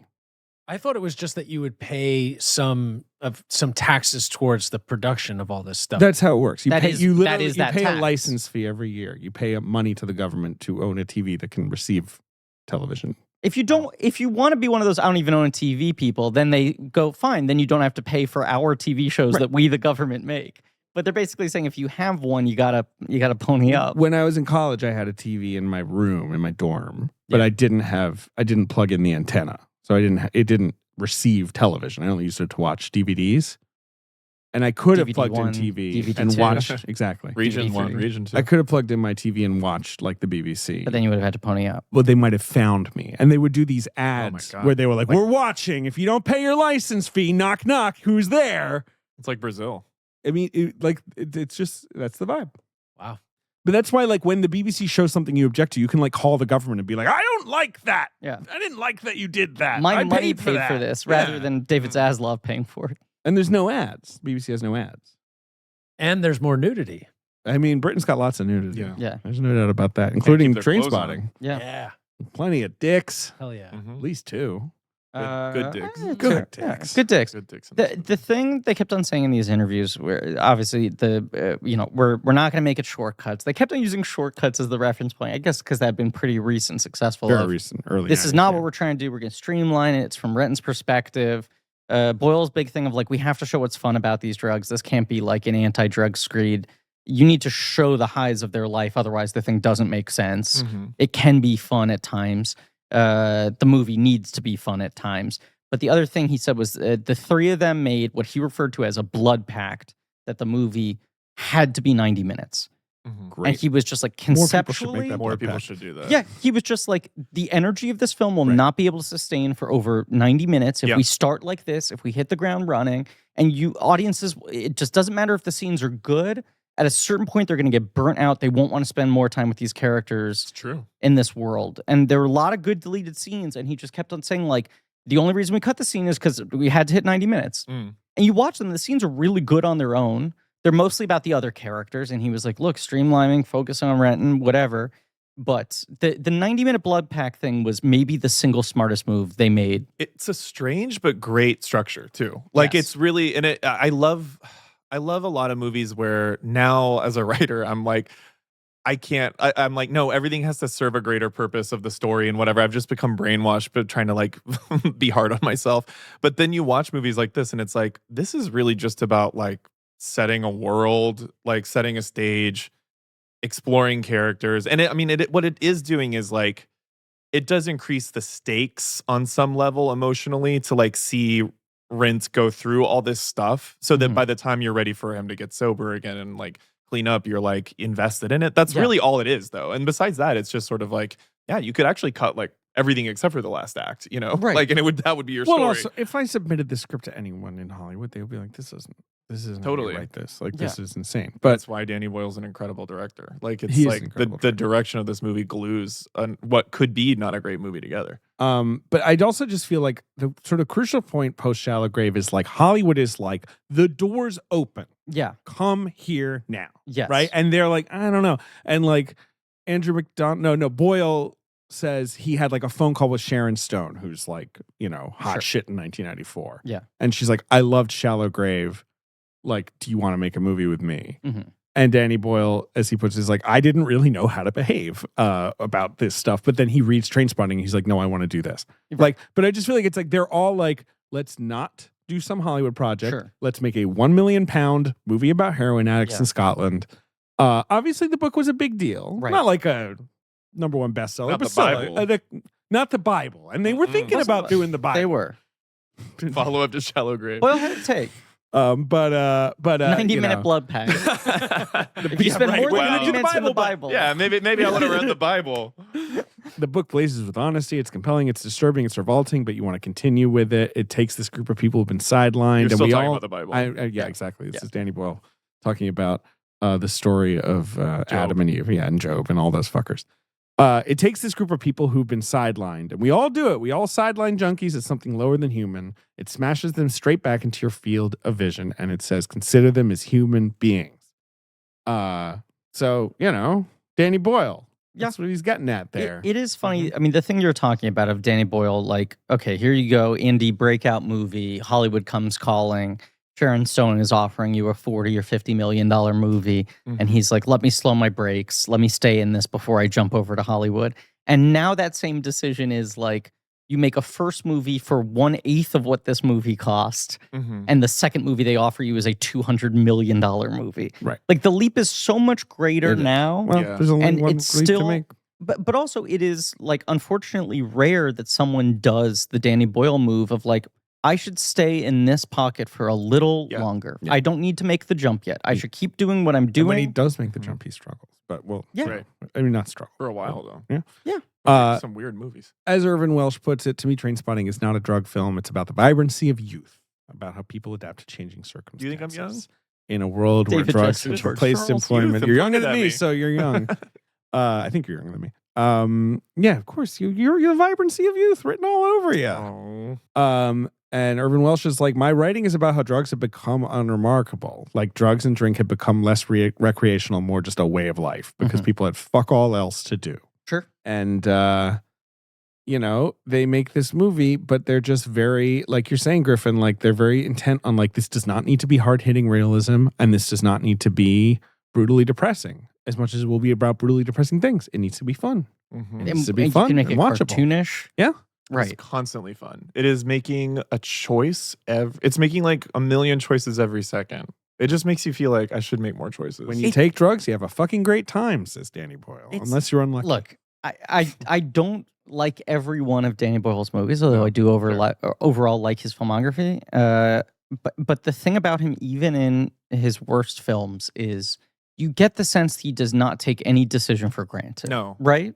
Right. There's never just well, what's the normal, obvious way to just get this scene done? There's so much deliberate thought put into every shot setup, every sequence.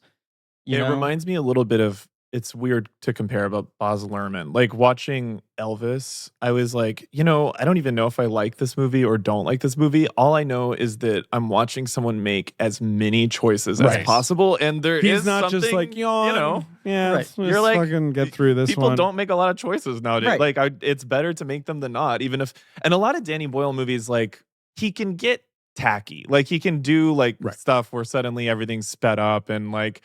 He's not afraid of tackiness, and sometimes it works for him, and sometimes maybe he's got a little bit of that English straight boy thing that I don't mind being racist to that country, but like that sort of like, we're gonna fucking take it there. Then it's like, okay, just like shut up, like you're so proud of it. But that's how British people think about Americans. But yes, go on. But there's that. We're gonna fucking take it there. All right.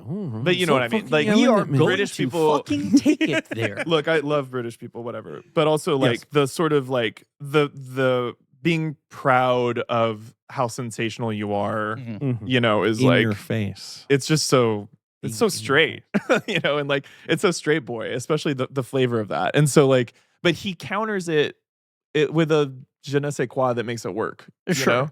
And in this movie too, it's like the sort of, there's an art boy thing in it that is really fun. Like, I'm just like, everything is, the colors are like green, red, and lavender. That's crazy. Like, but it works. He said that was the whole, like every apartment looks like a Francis Bacon. Totally. Painting. And it is also, you mentioned already, but like the way they dress is like, it looks like they don't have any money, but they look really cool and interesting. And they have so many clothes. Like, Like, they have no so one many is ever clothes. repeating But it feels like they're just raiding vintage shops for no money, and they're getting all these weird like 60s and 70s items and like matching them around. Like, right? Like that thing, I just saw. The girls look more normal. Like the girls wear like party dresses, which and nice clothes. Because they're not as fucked up as the boys. They're not as fucked up, but there is that. I mean, I'm of two minds because there's a part of me that like, as a gay boy, like always wanted the like girl action figures to be just as cool as the boy ones, or be like, wait, why the is Shirley the girl Henderson one, action figure in this movie is really worth it. Yeah.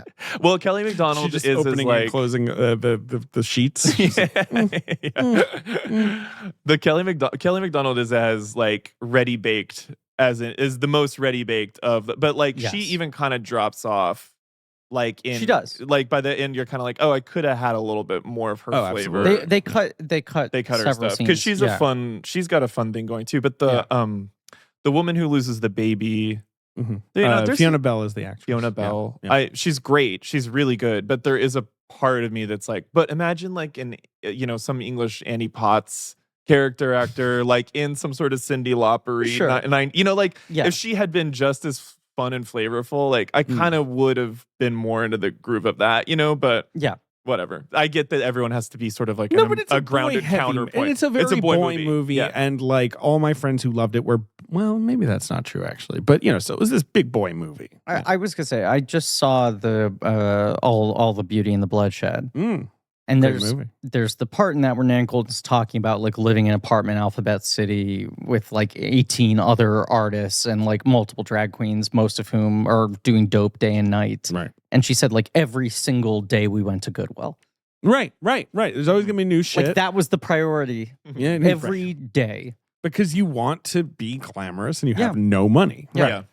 I mean, to me, the biggest challenge, if I'm fucking Danny Boyle and it's the fucking 90s, and he talks about this, is like heroin is a boring drug in that it makes you want to go to sleep. Sure. Like, so like, how do you like, it's like, and he's saying like, this was ecstasy's era in Britain. Like that is the drugs people were doing like in the mid 90s. Everyone's doing MDMA and, got a glow stick, right? The listener at home, David is doing such a cool dance. Stick. That's really beautiful. And like, obviously there's tons of Coke movies, but like heroin movies tend to be sleepy and depressing. Yeah. And this movie kind of feels more like Coke and ecstasy than it does heroin, actually. But they are doing heroin. It's more of a roller coaster than heroin probably feels like. But I feel like that Danny Boyle's just like, I'm just going to ignore that vibe and I'm going to make this zippy movie. Yeah. And they are self-destructive. Doing heroin is a very self-destructive thing to do. No. And so, no, right, you're right. You should just do it. But like, so like, it's like, I mean, the first shot of the movie is Renton getting run over, Yeah. looking at the car and just looking with like manic glee. Yeah. It's manic. Yeah. And then of course, when you cut back to that moment an hour later, you're like, oh, he's completely fucking lost it. Like Right, he's yeah, like, yeah, he's yeah. so at the bottom of it. But like when you're watching it for the first time, you're like, yeah, he doesn't give a shit. He's Yeah. just running. The other thing I love about that opening is just the silence, studio logos, whatever, Mhm. and then the song kicks in on their Best. feet Most on the fun. sidewalk, running full speed. And it feels like that thing where you're just walking down the street of New York City and then something insane happens around you. Yeah. Like the vague veneer of calm is interrupted by two people getting in a fist fight Yeah. on the corner or something. It's so trite. But the first time I saw Pulp Fiction and they're having that conversation and then like they pick up their guns Sure. and the music starts. Then Yeah.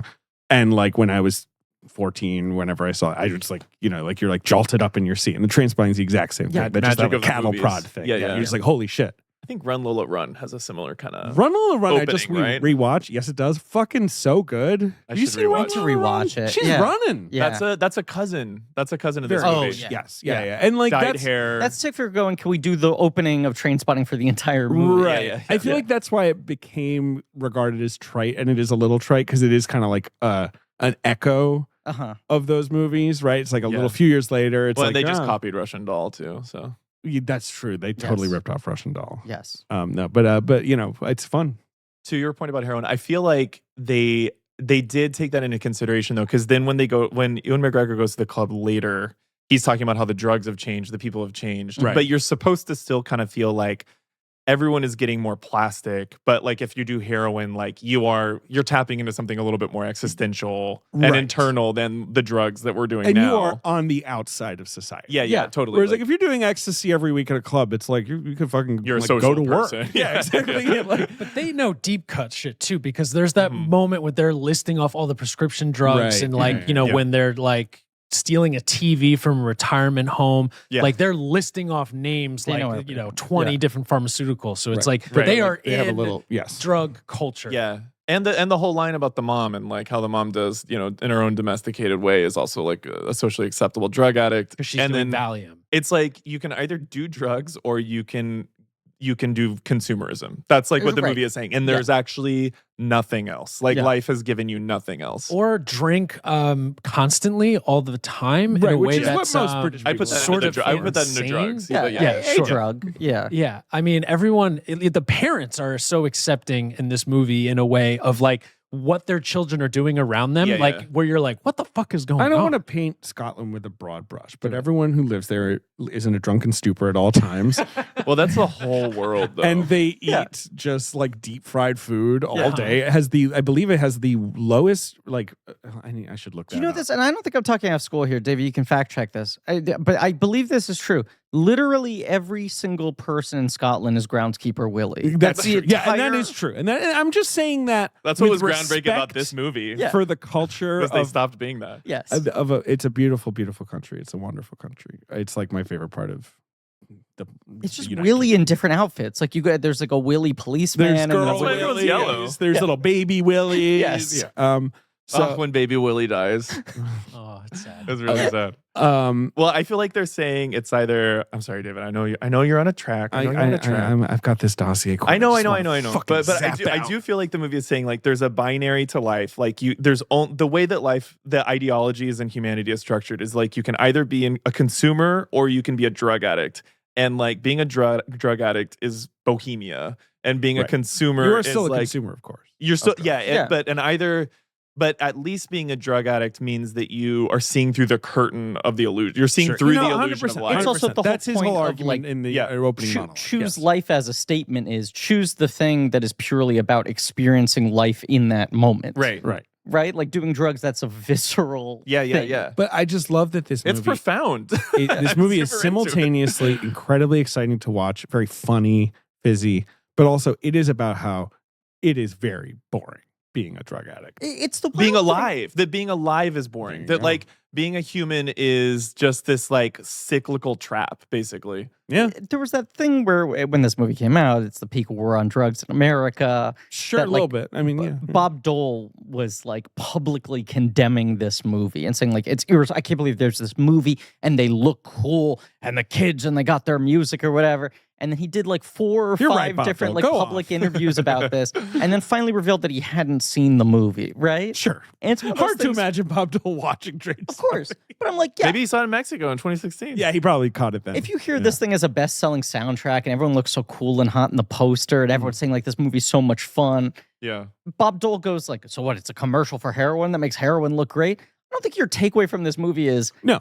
gotta try heroin. No, no. Yeah, yeah, yeah. It, It's it not. balances the two things out. No, it's like right, the, yeah. the point of Boyle's trying to get at. Like, It's how the movie gets away with it. there's This a movie reason is people pretty do it in the unpolished. first place. Yeah, Right. right. I mean, I always think in that movie Beautiful Boy, which is bad in my opinion. Uh-huh. But like, there's that moment in Beautiful Boy where he talks to his dad. Yeah, The He's Steve Carell movie. Steve Carell and Timothy Chalamet. Timothée And Chalamet. Timothée Chalamet. And he's like, Dad, I'm doing heroin. And Steve Carell's like, you shouldn't do heroin. He's like, but, and I'm like, there's Very no, bad, no good, don't do There's it. no more to the but. Like, Yeah. he's not gonna be like, no, you don't understand. It's really like, I'm really enjoying literature with it. Like, you know, like, Yeah, it's something yeah. you could say. You can't just sort of be like, come on, Dad. Like, heroin's fine. You know, like, You didn't listen to the Wes Bentley WTF, did you? no. I'm getting deep back into WTF and texting you when I listen to good episodes. But the Wes Bentley one's really good. Unsurprisingly, on a podcast hosted by Mark Maron, most of the Wes Bentley one is about drug addiction Mhm. and them talking about getting over their stuff. And Marin didn't have a thirst for Hunger Games behind the scenes gossip. truly does not come up one I time. can't imagine It's it great would, because yes. you're like, that's the only interviewer who would not mention it Right. once. But Bentley insists, and I listening to it in full, I'm inclined to believe him that he never enjoyed heroin. Mm. That he like, Marin was like, well, no, but of course it's the thing, and you tried the first time, it's Oh, it's amazing, so and then after that, good. it's terrible every time. And he was like, even the first time I didn't like it. Mm. He was like, it never worked for me. It truly was just like self-destructive pattern. There were other drugs I enjoyed taking. By the time I hit heroin, I never got any high out of it. Mm. But like Marin won't stop interrogating that because he's like, that's impossible. If heroin wasn't that good the first time, no one would take it. Mm-hmm. If it wasn't that good for the first stretch, no one would take it. Hmm. And Bentley's like, yeah, I don't know. I guess I'm an anomaly. My brain's weird, whatever. It doesn't take. But this movie understands it's like, right, there has to be like radical highs to this thing. Yeah. There have to be these ecstatic sort of moments. I mean, the of- way that they're acting when they take it is like, it's like horny and like Yeah. heaven. The and kiss? So the kiss at Yes. the beginning. Very nice at the beginning Yeah. there. Obviously, especially, you know, Renton is very androgynous in general as well. He's kind of this like, They kind of all are, which is, yeah. you know, that's the part that is just, I mean, it's, and also like, you know, everyone, like all European men, the sort of like bi-romantic aspect of like masculinity in every other country that's like Mhm. coded and confused, but still. We all went to boys' school. Yeah. I mean, I don't know where Renton went to school, but I went to a boys' school. Well, and then also Begbie is like, Well, but the scene. so he's like maybe gay, you know what Well, I mean? Like, there's 100%. there's a That read scene- on that character. that scene that's is like- interesting because I sort of vaguely remembered it, but then when it came up, I was like, oh, is this going to be like every fucking movie in the 80s and 90s where there's some scene involving a trans person in some way? Right. And Gotcha. you're like, ugh. Yeah. You know, the Crocodile Dundee Yes. thing, right? Right. Where you're like, why is this even here? And instead, that scene plays out over a monologue of Renton being like, I don't know, man, sexuality, it's like, Yeah. it's kind of just like a total spectrum. And like, you know, Right. whereas, and Begbie's freaking out, but you're like, oh God, this guy's like so it's internalized. And one of it's the about things it's of- about Begbie instead of about like the trans person in the car. Right, Like it's absolutely, about yes. like And okay. It's you know? one of those scenes that actually serves to make you understand how dangerous, unhinged, and miserable Begbie is. Totally.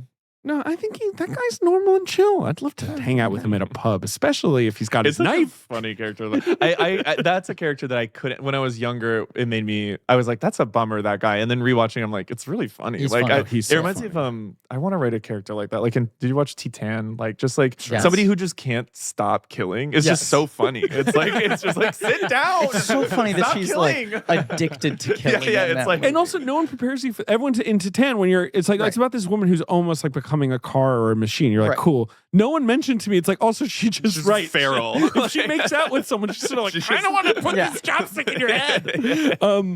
I had seen the Full Monty by the time, because Full Monty comes out a year interesting. later. Yeah, I must. Like by the time I saw must have been the Trainspotting. same for me as And well. I remember the first time I saw Trainspotting, like, holy shit, he is so intense and scary and Right. interesting in this movie. Like, you know, Oh, I forgot he's in it. Right, he's such a sweetie Yeah. in Full Monty. He's But like, it also, you know. it was that weird thing of like these two movies were so fucking humongous back to back, and then Sure. it felt like It's like, I guess Robert Carlyle's a movie star. right, and then no one really knew what to do with him. He's had a great Yeah. career, He has. especially in Britain. But there was a period there where it was like he was being put in a lot of American films, and no one could really figure out where to place him. Mhm. Ravenous.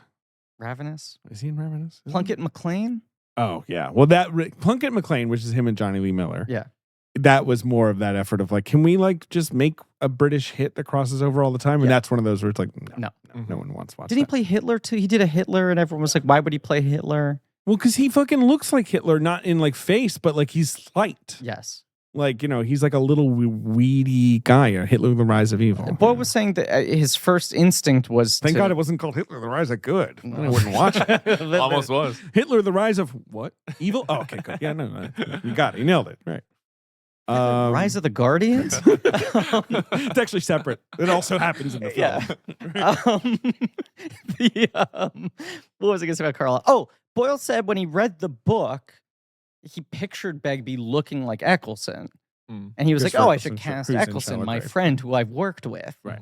And then he got really into the idea of Carlisle. They offered to Carlisle. Carlisle basically turns it down. He's like, I'm too small to play this guy. Right, He I needs- That's who it would be, though. That- It's like that was the Boyle's wiry fucking little genius. fucker. It's gonna be a who's little like, guy. "Arr." Yeah. He was like, no, you were right the first time. It should be someone tall like Eccleston. He's like, it's the short psychos who are the scariest. Also, Carlisle is Scottish and Eccleston is not. Everyone Sure. in this movie is Scottish except for Johnny Lee Miller. who- Okay. and to me, it's very noticeable that Johnny Lee Miller is doing like a so-so accent, and everyone else is doing His weird Connery thing. Yeah. What? So Johnny Lee Miller's British? Yeah, he's like a posh boy. Right, He's okay. which He has that that fits. spirit, Right. too. It is so funny that he is now currently playing the Prime Minister of England at the time this movie came out, John Major, who is Is like he really? on the crown, Mhm. Okay. like who is the most like square Yeah. British Prime Minister ever, and there's competition Yeah. for that throne, squarest British Prime Minister.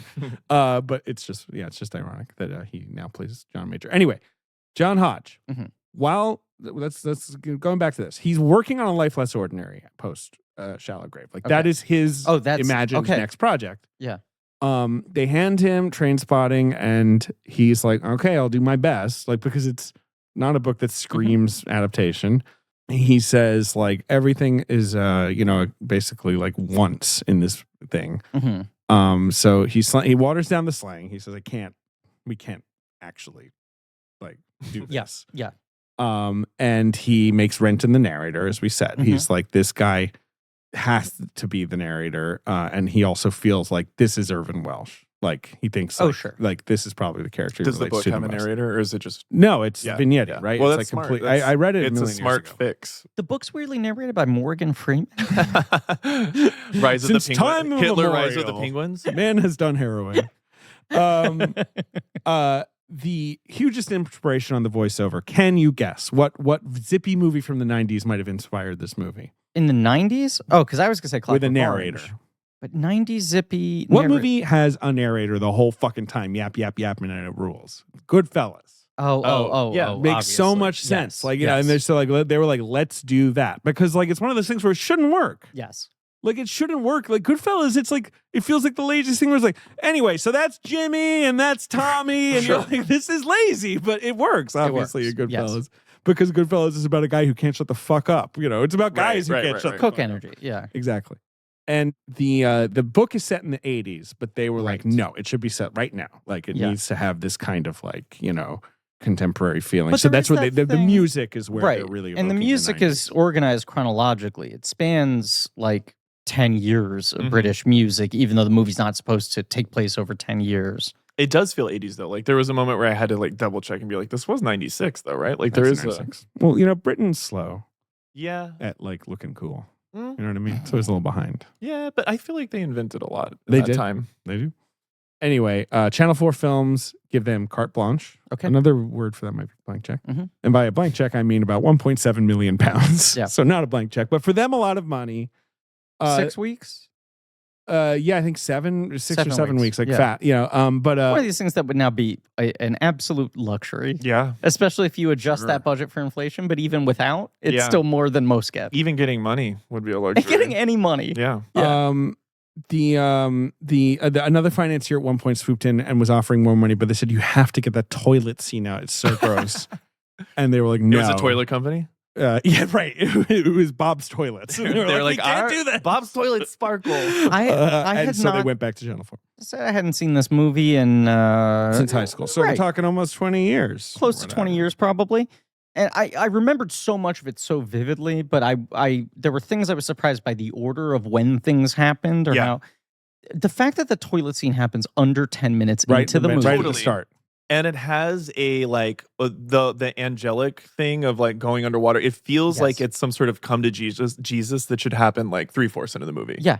But it's because the movie's about trying to kick the it makes sense though. It's like about trying to start fresh, and this is a movie where they start fresh at the beginning and not at the end. It is just such a bold thing to do. And part of Boyle's whole take on this of like, I'm not going realistic. Yeah.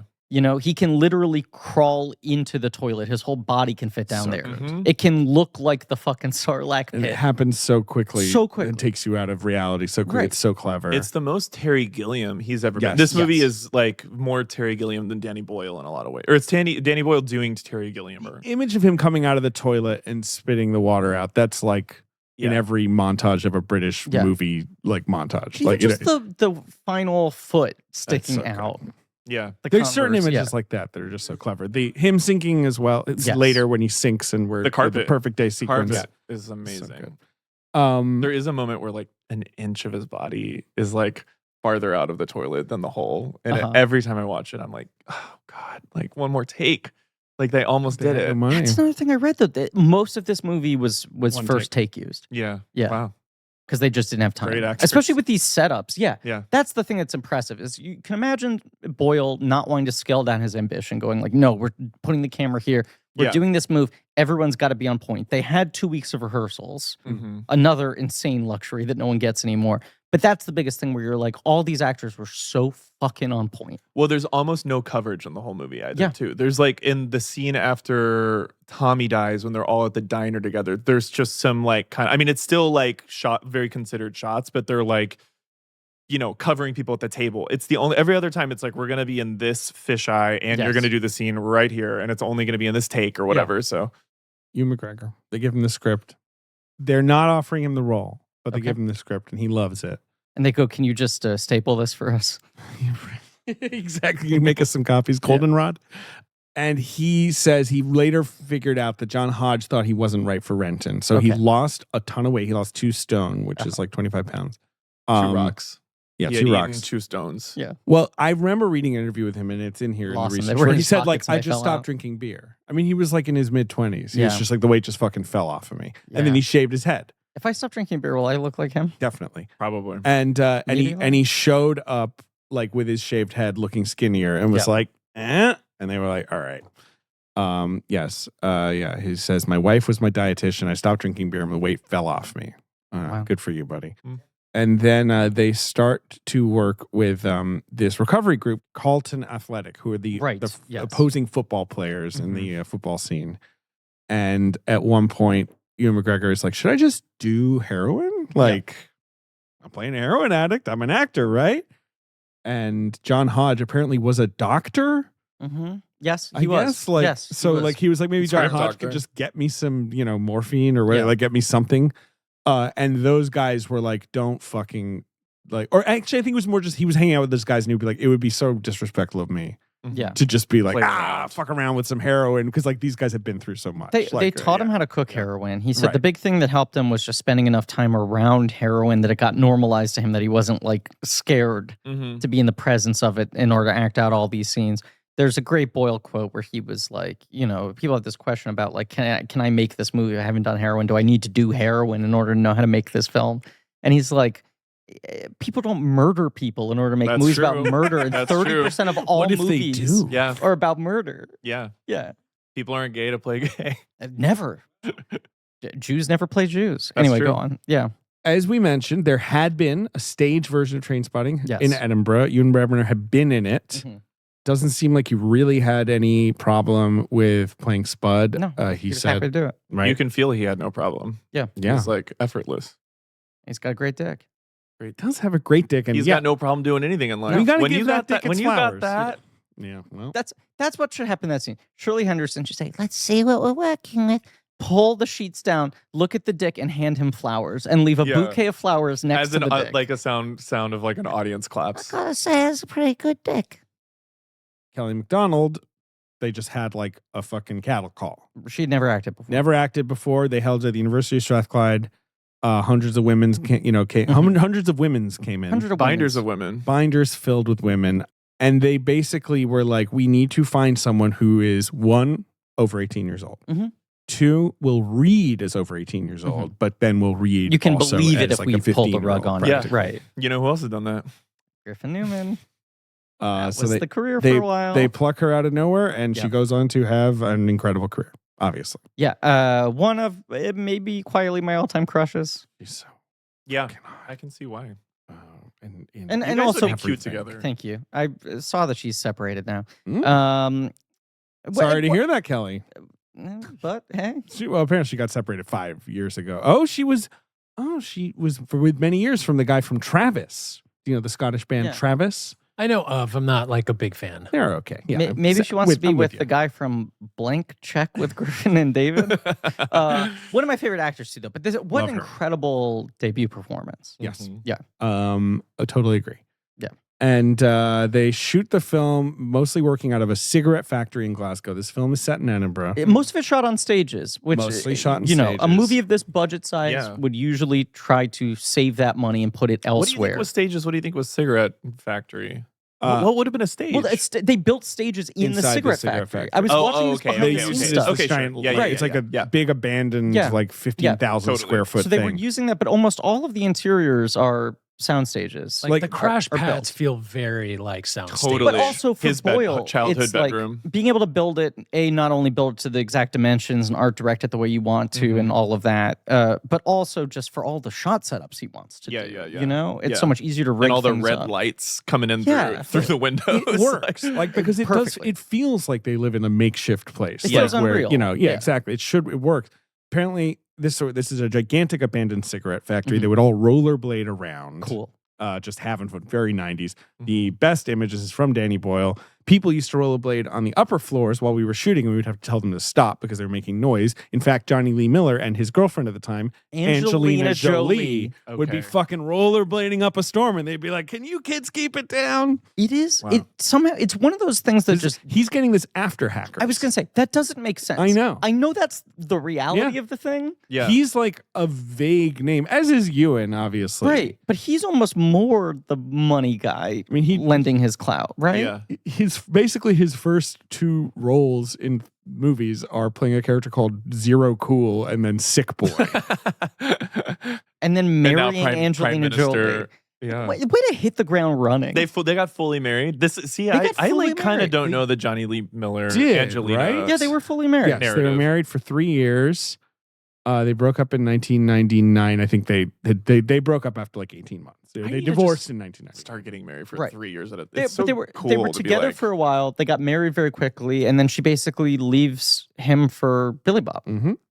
Mm. And then they had a normal and chill relationship that the press was not that interested Normal. in. There's that insane Angelina Jolie quote where she's like, "People think I'm really sexual. In reality, I've only slept with 3 men." And I'm like, "Do you actually want us to believe Mhm. that the only 3 people you have ever slept with are Johnny Lee Miller, Billy Bob. Thornton, and Brad Pitt? No one has that life. I with believe it. nothing in between. I believe it. I believe it. I think everything else has been She might have said 4. She might have left one mystery person. Well, we know who in that the was. mix. Well, her brother. Right, that was the whole thing where they were like, she's got this normal thing going with Billy Bob, nothing weird there, but then she's obsessed with her brother. Anyway, she kissed him at the Oscars. Glasgow is the grimier Scottish city. That is like the in some ways cooler Mhm. quote unquote city.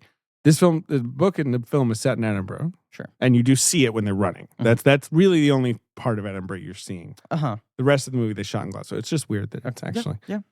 Brian Tufano shoots this movie, who shot Shallow Grave, who's like a legendary old British cinematographer. It's amazingly shot. Looks incredible. Looks really, really good. Yeah.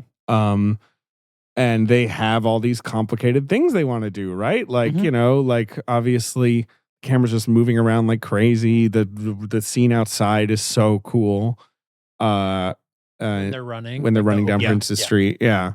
I mean, his whole cold turkey sequence is like, I mean, it's as iconic as you can get. The whole the thing bedroom with it. stretching. Yes, out. the stretching. And the train wallpaper. Yes. Yeah. And the whole thing with that sequence is like, it's one of those things where the baby looking fake is almost to a disadvantage because it's so Absolutely. nightmarish. I think like, it's the same as the apes at the beginning of 2001. It's like there's a weird, I don't know, ecstatic truth to the way they feel. It reminds me of the baby face mask in Brazil too. It's Yes. got a little bit of that. Like I feel like that was weirdly an aesthetic bulbous. that was happening with babies around the 80s I also think into the 90s. It looks like not the Muppet babies, but when there were human babies on the Muppets. It's got something in that was in the zeitgeist, I It think, looks that like sort of we're not foam. connecting with Right. now. It looks like a real life garbage pail kid. Yes. Yeah, totally. Yes. The cheeks It are does. too big Yes. and too rosy. Too Yes. circular. Everything is too round. there's a sequence in the book where the lads are walking through Edinburgh at night and they're imagining themselves as vampires. Uh-huh. And Danny Boyle is like, that is the one thing I wish we had the money to include because I was going to like shoot it and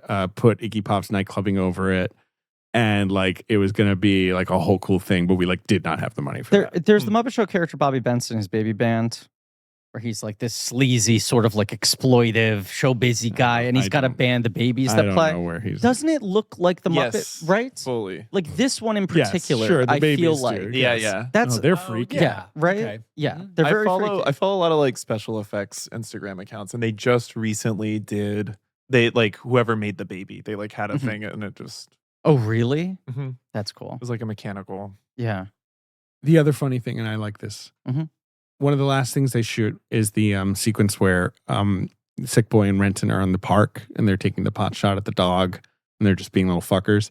That's one of the last things they shoot. So Ewan McGregor's finally comfortable drinking again because he's like, all right, I can start drinking without Right. putting on weight, like worrying It about was like my me weight eating changing. garbage plate the morning after I rapped on this movie. Exactly. So Yeah. apparently they had been drinking so much the night before and they are so hungover, which really reads in that scene. Yeah. They seem very tired. Yes. Yeah. Which is perfect for the scene because it's supposed to be like strung out and like not. Anyway, I just really like that. Should we talk through the plot a little bit? Kind of been jumping around, but I just feel like, let's try hit to some go of the through. scenes in story. order. I mean, So a bunch of guys live in Leith, which is a tough neighborhood in Edinburgh, coastal. Public housing, would you say? Like it's, I don't know. It's like I don't know. I feel like they're all shitty. maybe squatters even. Yeah, I don't know. That's more the vibe I get. Is like almost like there's some abandoned apartment that they're or whatever, or it's Mother Superior is squatting and they just kind of hang out there. I like his look. I like he's wearing a leather vest, Yeah, no yeah, shirt yeah. underneath. Peter Mullen. Peter Mullen is the best. This is the guy from Top of the Lake. Oh, really? Yeah, I remember the gangster first Yeah, season. from the Yeah, first yeah. season. Oh, Yeah. wow. One And of I the like best. how he just is all anytime someone's like, I'm gonna get clean, he's like, no, you're not. It's like, God. They cut out this whole plot line with him where he loses his leg and then he tells them he's going to go to like Bangkok and become like a Sort of a beach prequel. yeah, and then they find him later in the subway like begging for money. Oh wow, that's Yeah. too many people. Yes, having, that was the like, exact. They were too just like, hard a we point. too many can't. people have Yes. fallen. Yes, exactly. They were like, it was a double beat after Tommy I died. like that he makes no sense. Where Yeah. you're like, how does this continue to operate? He has like a little machine to check their, pound notes, right? Where he's like authentic. He's got a little ultraviolet light. And like, as they say, like, he shouldn't be alive. Like, Well, that's how the is this thing. guy this They're old? like the heroin doesn't end well, right? Not- no one is not just typically, like, yeah. and he just kept doing heroin until he died of old age, right? Yeah. So the fact that they have this one guy in their friend group who's like got a decade plus on them Mhm. and is still like relatively high functioning by their standards and is doing as much heroin as them gives them the carte blanche, the blank check, if you will, to keep doing. It's a little bit of a sure, like, I could be like that guy. But I mean, which I feel like is what, cigarette smokers too, where they're like, I don't know, some people do okay. Yeah. Maybe I'll be like that person. Yeah. Yeah. Well, there's a little bit. I mean, I don't know a lot about the things I'm addicted to are like self-hating thoughts and pulling my hair out. So I I'm mean, not, same. Big same.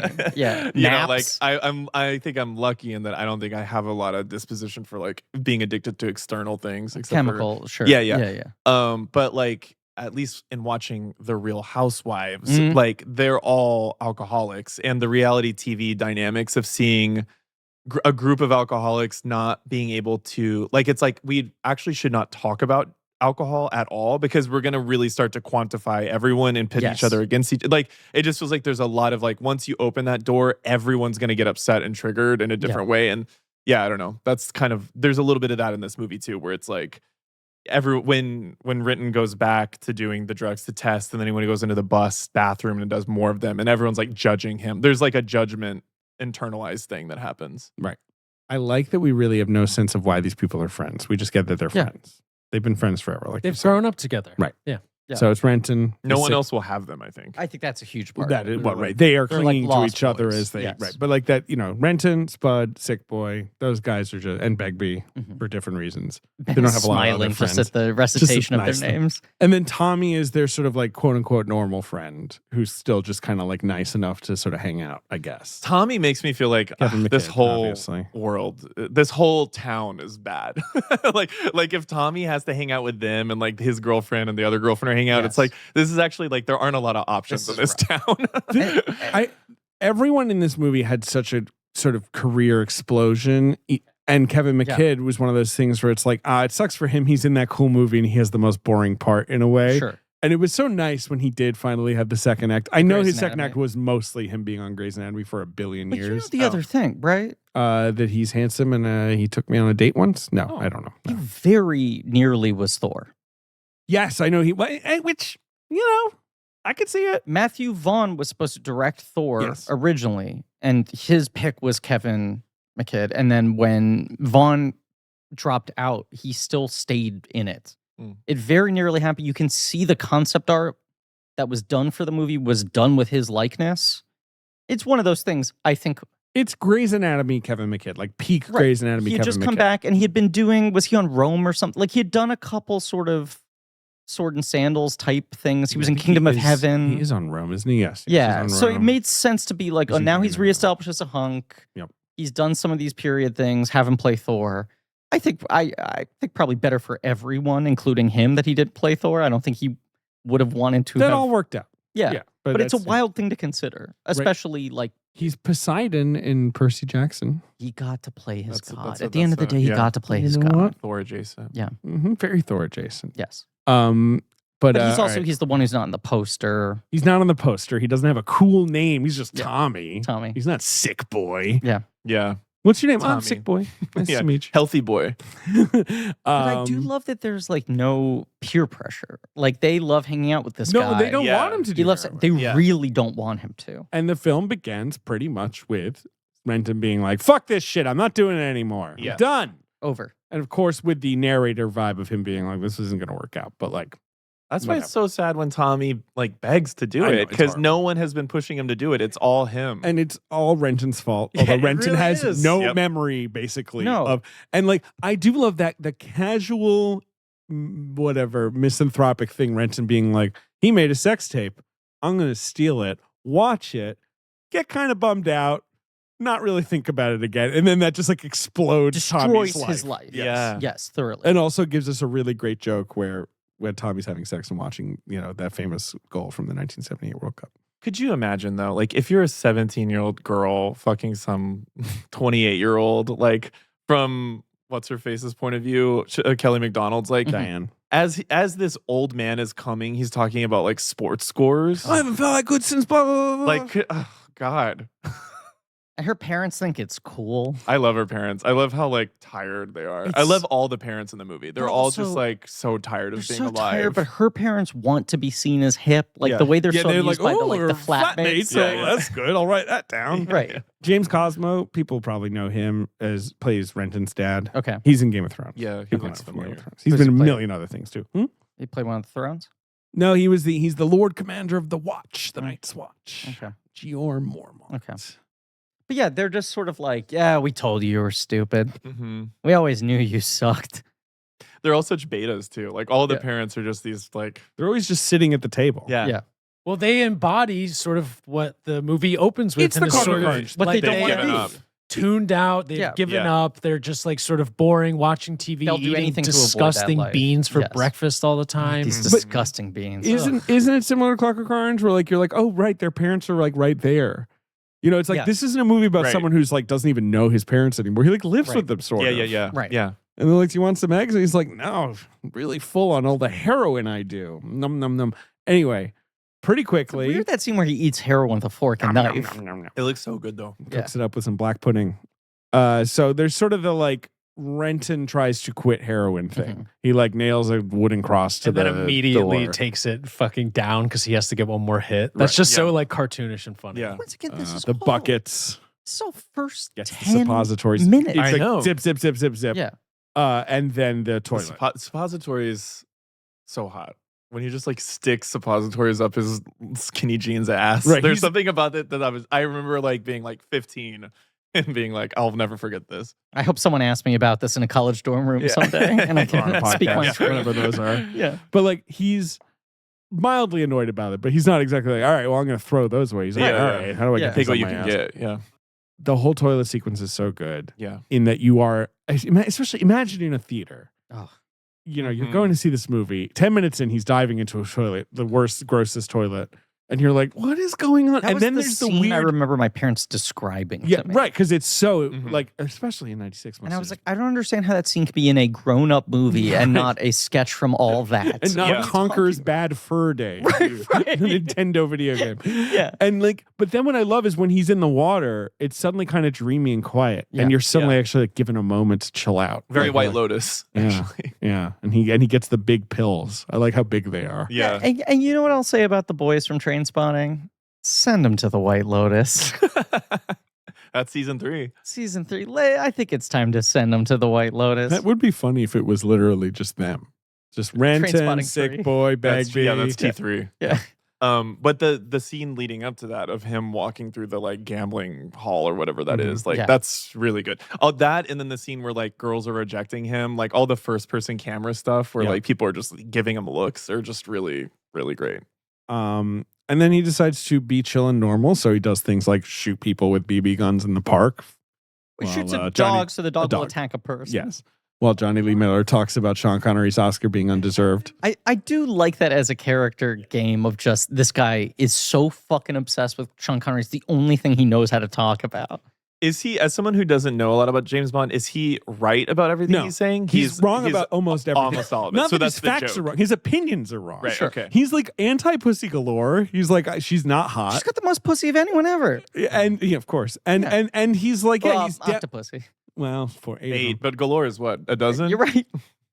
And he's down on the Oscar win. It's like that's not just a career Oscar. Maybe it is. Maybe Sick Boy's That right. was I remember I saw this movie before I saw The Untouchables, and I took that opinion to heart. I was Right, you like, were like, oh Sick yeah, Boy is you know, right. fucking. And when I saw The Untouchables, I was like, no, this rules. kind of popping. Yeah.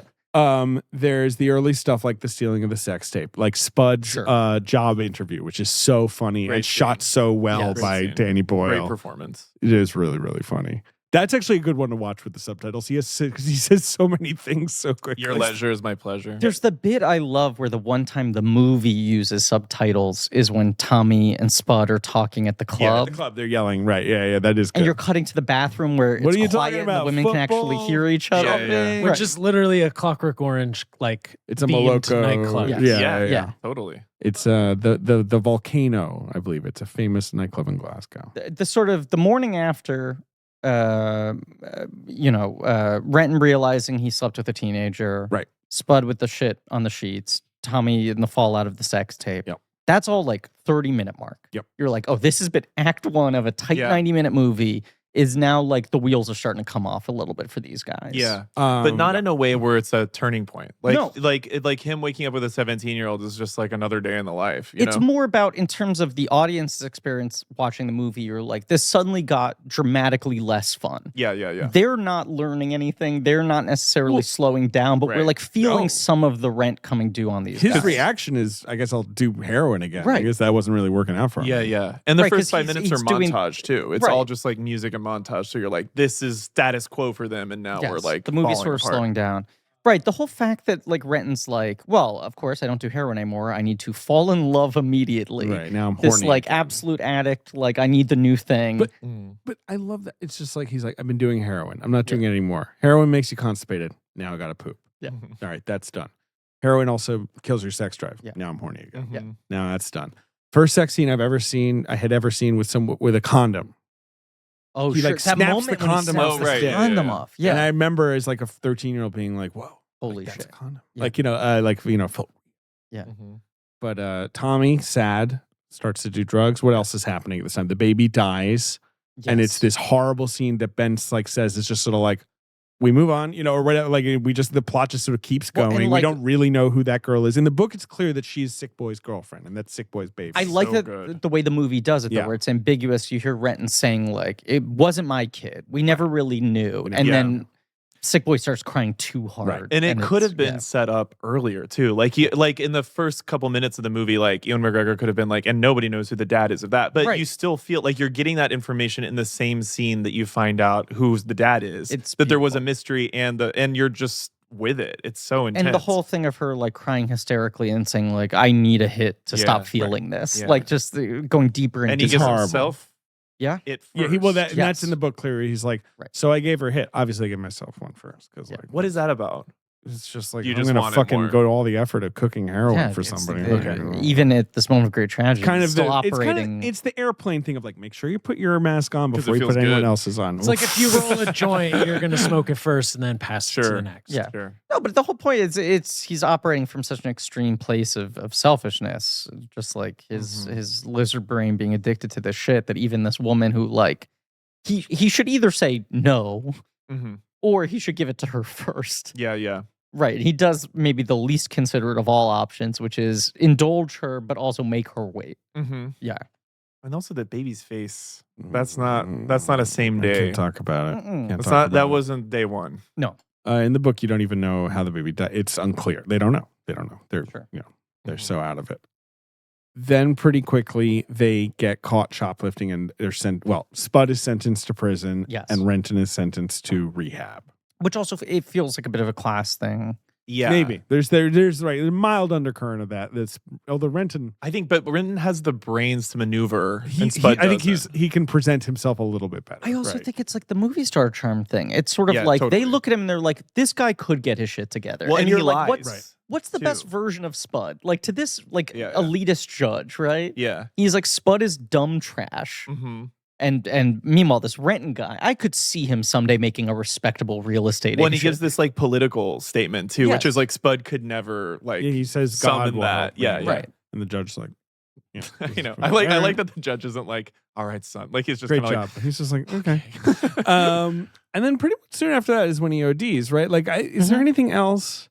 Like, basically, he goes to rehab. He does some methadone. Well, we guess we skipped over. It's not really a big plot No, point, but the what? train spotting, like, or the Okay, train so that- moment where they that go out to the station country. It's called Karor Railway Station. Yeah. It is the most remote station in Britain. It is not on a road. Yeah, You literally only go there if you want to go hiking. that's cool. Or as the Scots call it, I want to get this right because there's a specific Scottish train thing. spotting. You know, like the famous underpants. There's a word that Scottish people use for mountains, Munros. They call them so people who Maryland mountains. hike, are called mungo baggers. Ben's at these trying his looks, though. computer. Enough words, you all. This is, I think, Like the iconic. best looks Yes. out of the movie. Absolutely, when they all that's go the Spud hiking. outfit I love. Yeah, right. You were saying the skinny Yeah. jeans with the blazer and the fluorescent Could you orange. imagine? God, yeah, they all just look so fucking great. Anyway, I've always wanted to go to that station. It seems really cool. Yeah. Do Do you think they put this in the movie just so they could be like, oh no, that's why it's called Trainspotting? trains? Well, that is where Renton gives his iconic speech, and I love the speech because he's like, I don't even hate English people. I'm embarrassed for us that they conquered us. They're so lame. Like, it's so shitty that our rulers are these awful fucking tightwad jerks. It's so good. The most wretched, miserable, servile, pathetic trash that was ever shat into civilization. We are colonized by wankers. Oh God, it's good. And yeah, then they don't even go on the hike. Tommy, at that point, if I'm Tommy, I'm like, you know what, guys? I fucking planned this whole day for I know. us. That's when Tommy gives up, though. Yeah. Really, that's the last. That's stand like for he's me. just kind of like, Yeah. all right, I can't get my friends to go on a hike. I do love the implication. I mean, outside of just like them all being misfit toys and the fact that their roots probably go deep, it also feels like the other reason Tommy's friends with them is because no one else he knows likes Iggy. Mm. Yeah. Yeah. Right? It's like he's not a junkie, but he has the music taste of one. That's kind of He a just high likes to school go thing to shows too, with them. Yeah. Yeah. where you end up sitting with like kids that are a little rougher than you just because you like the Yes. same things. You know. But pretty much so the ODing, what's happening there? He goes to Mother Superior, gives him the 20-pound note. Mhm. Mother Superior just throws him in the street, puts him in a cab. Right. He This overdoses. cab driver is just like, okay. But there's that like extreme close up of the heroin where you can see like all the shit in it. Yeah. Right, going through right, like where you see all that like gross black residue. It's right. That's sort of the implication is like this is particularly nasty. Sure. Like Mhm. yeah. And then he sinks into the red carpet. Right. And I love how even you get POV shots and Yes. it's got kind of framed on the edges the red. Yeah. and no, it it's stays amazing. longer There's than all when the he's in the perfect room. day. It's Yeah. such there's a scene in It, the book It, Mm-hmm. that it reminds me of where like you know how like in It one of them like kills himself in the tub at the Mhm. beginning. Yes. Like the wife finds the husband in the tub and it's written from her. I think it's written from whatever. But anyway, like she like is like shaking, looking at him in the tub, and then she starts to hear like someone be like 911, what's your emergency? And she's like, what the hell's going on? And then she like suddenly fades into realizing that she's got She's the on the phone in her phone. hand. She's on the Mm. phone, and I love whenever like people are in a state of shock and like Yeah. a thing is still hanging on that you can't process. Like Right. it's such a good decision for him to like still see the carpet and not be in that room. Yeah. Great. It is good. Do you think Lou Reed, do you think they showed it in the movie and he was like, you guys diss me in this movie? They were like, hey, can we use Perfect Day? And he's like, you fucking say my solo career is bad. You want to use Perfect Day? It's also a wrong opinion. Yeah. Yeah. It is a wrong opinion. I think it's probably supposed to be a wrong. Look at thing, Sick yeah. Boy's so annoying. Everything he Sick says Boy is sucks. kind of annoying. Yeah. I know. It's like using the song almost feels like it's a way to undercut Yeah, Sick fuck you, Boy as a Sick character. Boy. Be like, this was his like His soaring second masterpiece. solo Yeah, album? right. Sick Boy is- Transformer was I- early. I Yeah. probably, because I was raised to be a codependent enabler, I probably would have an easier time being friends with Begbie than Sick Remember Boy. these? Oh yeah, that was a good bit. It was a good bit. It wasn't. Yeah, David's holding up the underwear. I just saw him again. That's a great bit. It wasn't. It was confounding and slow. Great. The best kind. The best kind of and blank so check good bit. for podcasts, obviously. Yeah. Then after that, he goes cold turkey. After that is Yes. the whole cold turkey. Yes, and remakes himself as a real estate man. And he's good at it. Yes. Well, I like that he's good at it. before he moves away, we should talk about Tommy. Yes, because it's like there's the sequence There's the where AIDS Tommy's like, kind of right, section. like, Tommy's like, I want heroin, and Renton is like, no, but is also so strung out that he's kind of like, okay, Right. yeah. He Right. can't put up a fight, but he also doesn't even try. Right. Really. And he's again not really even aware of the Yes. wreckage he has caused. yes. Right. Because And he then- visits Tommy before he goes to London, right? That's the thing. When Yes. he visits Okay. him again, Renton is now actually clean, and Yes. Tommy is and the one has who's in a gotten horrible tested, state. yeah, Right. and finds out, like He's like, that he hasn't unbelievably, gotten I don't AIDS. have AIDS. Yeah. Right. Yeah. Yes. Despite the amount of like needle sharing I was And doing. I like It feels very like this is happening right now. This new thing, like you have to go get the test. Right. Like his Yeah, parents yeah. suggest them that he do it, and then of course, unfortunately, Tommy is the one who has contracted HIV. I mean, that's the part of the book that makes the most sense being set in the 80s, Right. that it's Mhm. like, oh, there could be an outside force shift of there's now a new thing for you guys to you have to worry be about. aware of this, right? Rather than if it's in the 90s, it's just sort of a like, oh, these guys are now starting to get more serious, maybe. Mhm. You know? It's realistic how unimportant it is to them Yes. too, though. Like that they're Yes. just sort of like, oh yeah, I don't have it. But also, if you're that deep in that life, it's like you Yeah. are consciously not taking that test, not thinking Right. about it because you don't want to know the answer. Right. It's easier to 100%. live in like the Schrodinger's cat state. Something I never Yeah. noticed until this watching is there's graffiti all over Tommy's like apartment that is like referencing that he has AIDS. That he is like, I have here, it says AIDS scum is scrawled outside of his apartment. The nurses did that. The nurses. I don't know. They found out. I don't know who did that. I think like, You think he did it? no, I think it's Oh. because he's active in like using drugs still and like, is had someone maybe get angry at It's him. like the hobo Yeah, code. yeah, yeah. Yeah. You know how hobos would draw like like this is a bad person on Right. like Right. a fence Or like they whatever. serve beans here. His door, it says infected, like Yeah. Right, outside so they're of his basically door. like, don't share needles with this Yeah. guy. Right. Yeah. I see. Okay. Okay, that Interesting. makes sense. Right. Yeah. Isn't the hobo code cool? Yeah, I love it. People should do that. People should be spray painted insecure on my door. Hey, wait a sec. Above my bed, it says anxious, avoidant. Needy. Butter him up. That's all he needs. Because that's the whole thing with the hobo code. They'd be like, just tell a sad story. You draw like a little crying face. Yeah. Anyway, you know, that's how you get whatever you need. I have a whole book about this that I should lend you, David. It's really great. Is it called the hobo code? No, for I forget dummies. what it's called, but it's Okay. all about For hobo, like Hobo- the- yes. hieroglyphics is what they Right. call Because it. they had the whole weird, language. Yeah. yeah. Anyway, he moves to London Mm-hmm. and he's having a fairly chill, boring time. Mm-hmm. And then the person you least of this group that you least want to find you Number when one. you're Yeah. have left But the one town. who would. Absolute worst. But the Yes. one who would is Begbie, Yeah. who is on the run for armed robbery Mhm. and is mad because the gun he used wasn't even real. Uh-huh. We forgot the scene where Begbie throws the glass over his shoulder Yeah, at the pub. And then there's a whole flashback about Begbie where they're like, let me explain what an asshole this guy is. Right. And then we cut back to the glass lands on someone's head and he goes downstairs. He's like, who did this? And Well, he starts takes his fighting knife everybody. out and puts it on the table. He's like, I don't need this. Yeah. Oh, God. It's so Well, good. the character introduction too is him telling that story at the club that makes him sound cool, and then Right. he's like, and then I went to Tommy. And then Tommy told me what Tommy's- happened. like he was so Just like drunk and fully pathetic. attacks. The Yeah. guy yeah. never even looked over his shoulder. Yeah. He I was, just his back ate was a bag turned the of whole crisps. time. Yeah. Well, and they also all attack a tourist at some point. I don't remember when that happened. That happens That's later. when they're That's later. literally robbing people and shit. Right. Is like Okay, the yeah, American yeah. guy Yeah, comes yeah. and is like, Right. "Hi, can I use your bathroom?" And they Rub but their that's the thing where hands. they're setting Begbie on They him. hobo code outside the bathroom, right? Dumb tourist. But Begbie holds up the knife and they're like, no, Begbie, no killing. We just Yes. want his money, you know, Yeah. like that, and that sort of illustrates what Begbie is. Begbie's to like them, right? Tatan. He just kind of loves doing it. Yeah. He does it for the sport of the thing. And so Begbie shows up being a psycho. Sick Boy shows up and he's like kind of trying to be a drug dealer now. And so then Renton gets fired, right? Like, you know, like because they're hanging around again. Yeah, there's a great bit where they're all eating chips and talking, and then he just blows up at them selling the TV, and they're like, "Well, you didn't tell us you wanted to keep it." Yeah. You should have like put a post-it on. yeah. I think the hardest part of the movie is watching them like mess up his apartment. That is so hard yes, to watch. sucks. It's like They suck. And then that bit they're where bad guests. I wouldn't tell. Yes, they're really bad. Yes, they're he moves bad them into the households. unoccupied apartment. Yes.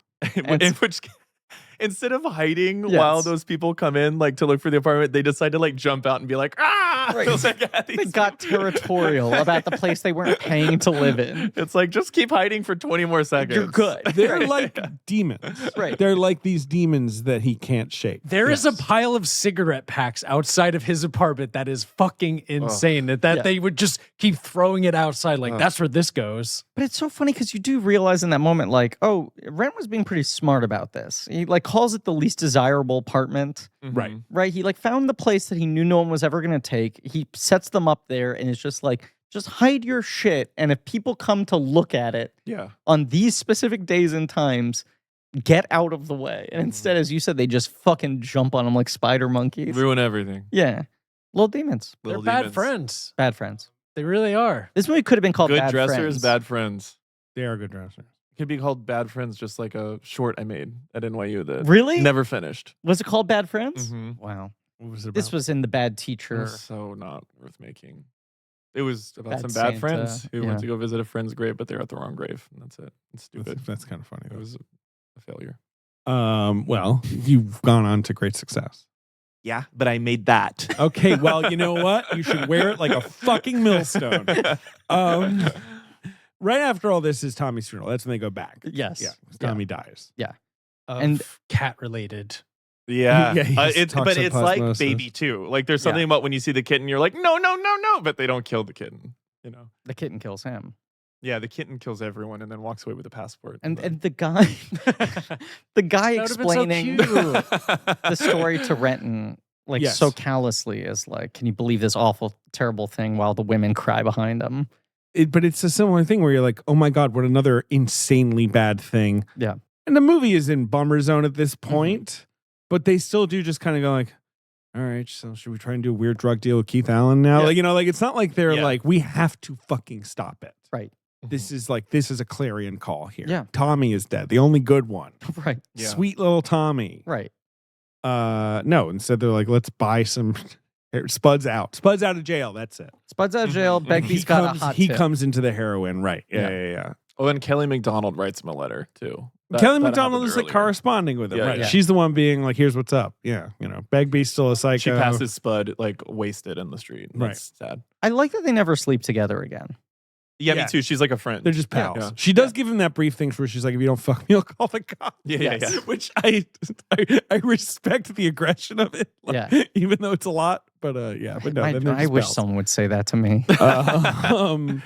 And they do a drug deal with Keith Allen. Keith Allen, of course, plays the drug dealer in Shallow Grave as well. Griffin, I don't know if you've ever right. seen Shallow Grave. No, I'm excited. I will have seen it by the time and he's also this episode comes out. famously the father of Lily and Alfie Allen. Oh, sure. And in Oh. Britain, he's one of those fucking guys Okay. where he's just always on fucking television. You know, what do you think, Keith Allen? Well, I think, and you're like, oh, fucking Keith Allen again. And then you like made 2 more Allens. And you're like, oh, they're multiplying. Tim Allen. Yeah, he is. He's Tim also Tim Allen's father. dad. Yeah. I mean, to be clear, grandfather. I kind of love Lily Allen, and I kinda like love Alfie Allen just Tim fine. Allen as well. He's the Santa Claus. Yes. Keith Allen's really good in this movie though.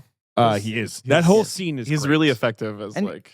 He's supposed to The be the menace same. of that. Yeah, they were like, well, Okay. it'll be funny. Yeah. It's We can hard kind of to imply that. with Mhm. characters that are as like kamikaze as the 4 of them. It's hard to have somebody be scarier than them, Yes. and the control that he has is like a good counter. There's that great line in the narration where he says, like, he could immediately spot us for what we were. Mhm. Like, Yeah. for whatever, however he says it, but They're like, for rubes. They don't 4 know. rubes who lucked into a decent deal. Mm-hmm. And then you immediately look back at the guys and they look so ridiculous. Suddenly yeah, you're yeah. like, Like they've dressed up. He's wearing what's his name is wearing Spud's got the like, sunglasses. big fucking He's got like the sunglasses. casino glasses. Yeah, Yes, yeah. right. He looks like Music producer. Elliot Gould in Ocean's 11. That's his tactic. Yeah. Oh. But they get 16,000. They succeed despite is being completely incompetent. Bad, but better than they almost got for being such They're still making a idiots. profit. Yes. Right. And to It's be still not that it's much not money. that much money. No. To It's- them, it's a lot of money. For Right. the end of a movie, it's Right. really not that much. Especially money. if you're thinking that split across 4 guys. It's really not that for Yeah. like one last job. Right. You know. One of the iconic images of this movie is the final shot post credits of Spud finding the money. Yeah. Mhm. And like, it is funny that it's like, oh, good for him. And you're like, it's not. It's like, Not that it's much. a It's little bit of money. $2,000. Yeah. Yeah. Pounds. And have you all Sorry. watched T2 yet? I've never seen T2. I've never I seen watched the first 30 minutes. I fell asleep, but I was Okay. liking it. But anyway, I won't say anything. I'm excited to watch it's it. maybe- finally. Is it the only Danny Boyle I've never seen? Interesting. No, I've never. Yeah, maybe. Yeah, anyway. I won't spoil a thing for it, but I will say you can tell that the 4,000 pounds did not Oh, sure. last over 30 Right. years or whatever. Also, not to spoil another thing, but there's a second Terminator. Who? No, there isn't. This time there are 2?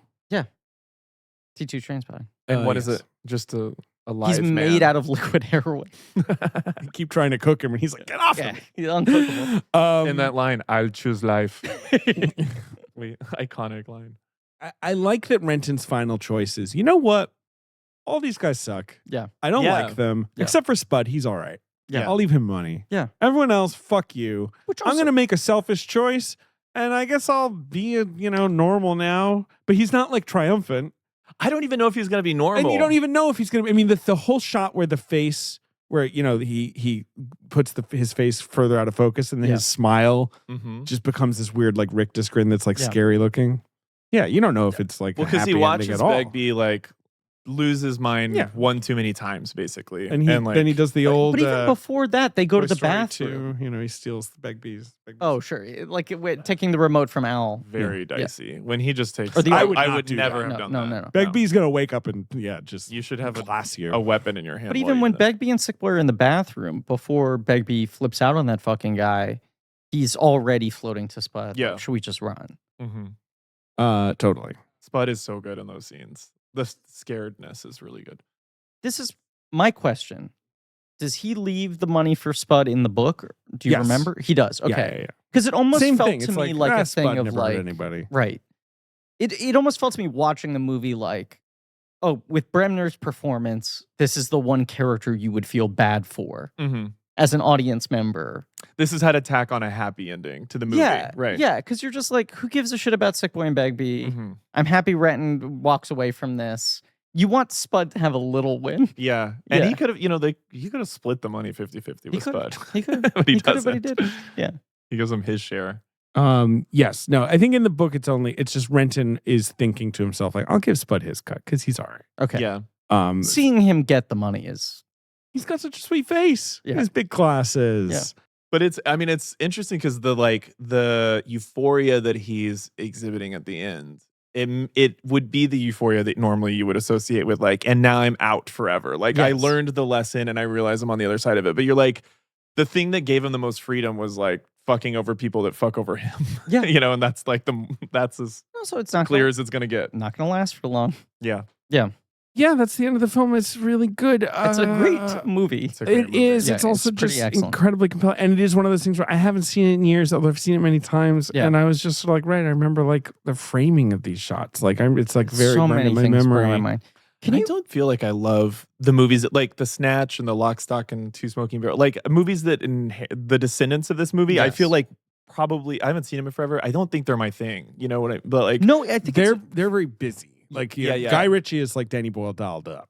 I think it's also Right. very similar to Pulp Fiction, where like you had a wave of American yeah. movies copying that. Right. And pretty much all of them Right. stahink. And obviously they're- Guy Ritchie's also inspired by Pulp Fiction and all that. Yeah. As well. Like, But I think these two movies produced a lot of very Who bad pretend? films Yeah, in yeah, their yeah. wake. I don't think those movies are bad. I like Lock, Stock, and Snatch. I haven't seen but them in forever. they are such cultural snapshot things. Sure. Whereas Trainspotting is too, but Trainspotting is like still like just like incredibly, immaculate. Yeah. incredibly watchable. David, can you pull up the quote that JJ texted us?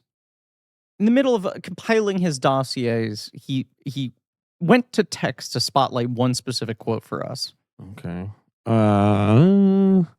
This is a fun thing to think about with Boyle is the idea he repeats over and over again. Quote, in England, if you're talented, young and rebellious, you start a band, unless you're tone deaf like me. You take a kind of commercial or rebellious energy of a young filmmaker for granted in America. The energy of youth doesn't go into films in this country, it goes into bands.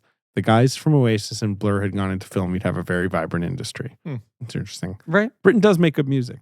Music brain is very different from movie brain, though. Yes. But Yes. Well, and obviously, like making a movie is like complicated. Yeah. Not that making music isn't hard, but there is like you can be a fucking insane person Right. and still just be just so gifted and interesting and just like get on stage and sing songs and it's Yeah. like electrifying. But you can't just do that with a movie. You can be like, I have a good Yeah. idea for a movie. Here we go. You have to like get At the age of funding and then like 16. storyboard scenes and stuff. Yeah. Like it's hard. But all English people like can speak. Like that's the one thing. Like music people here can't speak. Like Sure. musicians don't know how to like talk. Yeah. But like anyone in England can just speak in a way that Americans can't. But that quote, I mean, it applies for Boyle's whole career, but this is the movie that I think best embodies it, of just him being like, I want to make films that have the energy that music has in terms of commenting on a moment. And the reason films rarely can do that is because it's a much more complicated medium that involves so many more people and so much more money and all of that. But that is the magic trick of Boyle, is he understands how to convert that energy into his movies from first shot to last shot. That's a great segue into talking about the soundtrack of this film, which is Incredible iconic in soundtrack. its own right. 2 volumes. Yes. Classic, more music. I throughout. love it when there's a more music. I love it. Where they're just like just the vibe. I found I was used record shopping, and I bought the American Graffiti soundtrack, which I didn't have on vinyl. And then they also had the soundtrack for More American Graffiti, the proper film sequel to American Graffiti. But in addition to that, they had a second soundtrack album for American Graffiti called More American Graffiti. Complicated. Very. And that album is not songs that were in the first movie, because I think all of them were on the first album. Right. It is other songs from the Just era the vibe. Yeah. with interstitial introductions by Wolfman Jack, which I thought was so interesting, that there's like an Yeah. in-universe album that's like another night Those were the days. of Wolfman Jack playing records. Would Yeah. never happen today. All right, tell us some tracks. Yeah, tell us some David. tracks. Irvin Welsh Mhm. knew a lot of musicians personally, so he could put them in touch with Danny Boyle Mhm. and be like, "Hey, just don't charge, Yeah. or like just charge us a little bit of money. Can you let this one go?" So Ben, do you want to read some? You got the soundtrack pulled up. Yeah, right we there. got Iggy Pop, Lust Yep. for Life. We got a Brian Eno song, Deep Blue Day. Primal Scream did a Train Spotting Yes. Fucking song, love Primal like Scream. called Trainspotting. Cool. That's not in the movie though, right? Or is it the Trainspotting song? I believe I so. think it Which one is that one? You want me to fucking play it? I'm Yeah, play sorry. it. What else we got? What's that album Keep called? going. Okay, Screamadelica? we have New That's Order. their big album. Great album. Blur. We have, is like we cool. said, Lou Reed, Perfect Day. We have a Pulp song. You gotta have Yeah. a Pulp Yeah. song. Mile but End. this is the thing, Ben. yes, And sir. I think this is important. Left Field, that's another, big electronic act of the time. But is Danny Boyle is the one, like Irvin Welsh is the one, like, let me hook you up with Iggy Pop. Mhm. Like, I know those guys. Sure. But Danny Boyle is like, no, I also want Primal Scream, Blur, Pulp. I want music from right now. Like, I want the Britpop stuff. And everyone else was like, I don't know anything about that. But he later is like, that was a masterstroke. Mhm. Because, like, that is British youth culture when this movie coming out. And it helps make this movie feel like it's about British youth culture. Yes. The coolest song on the album is obviously Underworld's Born Slippy, Yeah. Mhm. Yep. which is the big finale song. So good. I recommend being like 20 years old and going to any club in Britain. That song will come on and the entire crowd goes absolutely insane and starts screaming Larga, Larga, Larga at the end. Wow. So good. I've done it many times. There are definitely times where I play that in my car, and when I get to that point, I'm like, I actually have to skip. Like the first like minute is incredible, and then when it's just like a little too much noise, I'm like, I think I have to get out of the song now. It's so good. It is so good. And it's a perfect ending, right, Griff? Come Yeah, on. yes. Wait, No, what was yeah. your look like? Well, maybe we should. What was your look at the dance club? Did you have a pacifier? Don't make Did you have me- glow don't sticks? make Did me you go? bring this back? Corduroy blazer with No. elbow patches. Briefcase. The way I Ben fucking nickname dressed. t-shirt. Because first, I think you would go to, you go Allbirds to slip-ons. clubs. Because the whole thing in college was in Britain, the pubs closed at 11:30. Uh-huh. So you would like have to go to the club if you wanted to keep partying, right? Mhm. And so you would go to the club. And in Newcastle, where I went to college, Which is a famous nightlife town for town. for but the dance whole music. thing is like, don't you fucking go to the clubs it's a student on the days you're not supposed to. There was always one club that was doing a student night every night. Okay. So you could always go to one. But if you went to the other ones with the townies, they had no time for you. I was once called a puff because I was wearing a coat What? in Newcastle where it is very, very cold. Sure. And a guy was like, "Ah," and I was like, what are you saying? He's like, "Ah," and I like got close to him and he's like, you puff, why are you wearing a coat? And I was like, what? It's like 30 degrees outside Fahrenheit. It's so cold. What are you talking about? and you anyway. were like in some kind of warehouse or just like some uninsulated. I believe I was at the I think it's called the Pig and Whistle. It's a famous Mhm. anyway. But so yeah, but no, I mean I would God knows what I was wearing. You miss it. I don't Like like a You puffy miss vest, it. You miss maybe? those A days. puffy vest. I do miss them. Maybe wearing like an Adidas You don't You know need. what? You don't track- need this. Wife. Adidas? You don't need this baby. You know they call it Adidas? I You should go be- right back. I should be back in Newcastle going to Digital and C and the Tuxedo Princess. Sure. You I need to remember set the up. names. You need to set up a PO box. You need to put a 4,000 pounds in there. No, I mean it was awful. But fun as well. Oh man, You know, yeah, very jealous. That sounds so cool. But anyway, Born Slippy, if that ever came on, tune is a fucking tune. It's the best. It's a fucking It's a tune. great song, and it can Um, never be used again. No. No, You No. can't ever do it again. obviously Underworld does the score for Sunshine as well, which is so cool. He like And remains. becomes one of the most used. Yeah, oh, that's right. The guy that collaborated, John Murphy, right? The dun, dun, yeah. Well, we'll talk about that We'll with talk Sunshine, about the that. big trailer music. Yeah. David Bowie's another one. David Bowie also instrumental apparently in putting the soundtrack together. Like they get him and he helps with Iggy Pop and Lou Wow. Reed. Yeah. Pretty cool. Again, Yeah. David Bowie gets dissed by Sick Boy in this movie. Mhm. Fucking rude. Sick Boy's just got bad opinions. I'm He's interested got in. poster's disease. I look forward to listening to you guys talk about Danny Boyle, but just because he's so weird and Yeah. there's something it's like I totally get what he's going for, and then I also just kind of don't like as an overall career.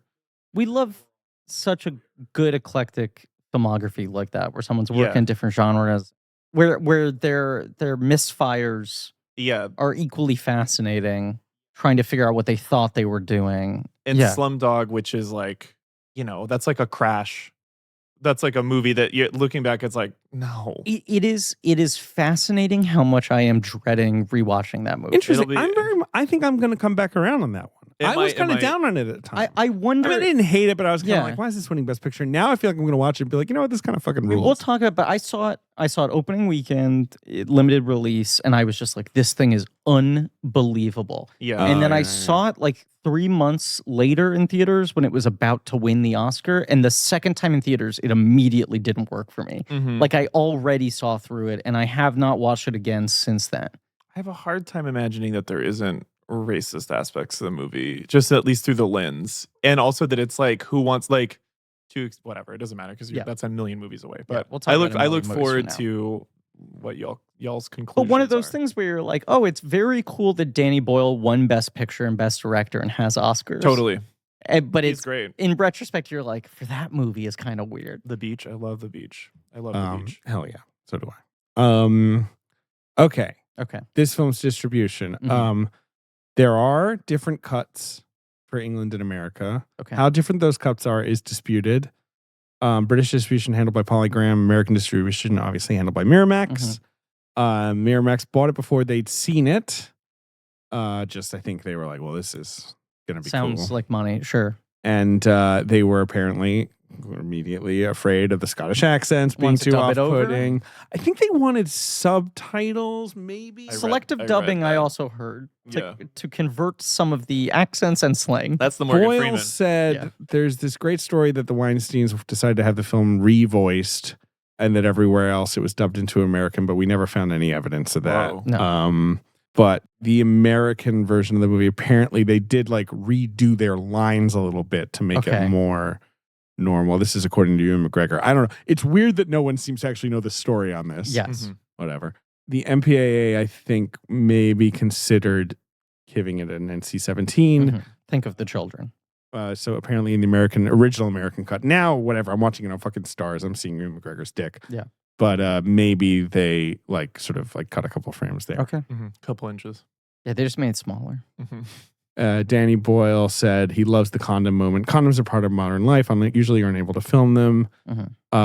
Putting you in silhouette and showing him pulling off the condom off his cock was great. He's got quite a big cock and he's not shy in that regard. No. Go off. Could never say that today About your actor. The film opens February 23rd, 1996 and in Britain and is a huge hit. Yes. I almost tried to find the British box office because I Wow. thought it'd be fun, but I Yeah, couldn't. you couldn't do it. I would need to buy an old copy of Screen International or something. Well, I can that's a tell you, project for the rest of this It would be that miniseries. BFI list you mentioned. I thought about it.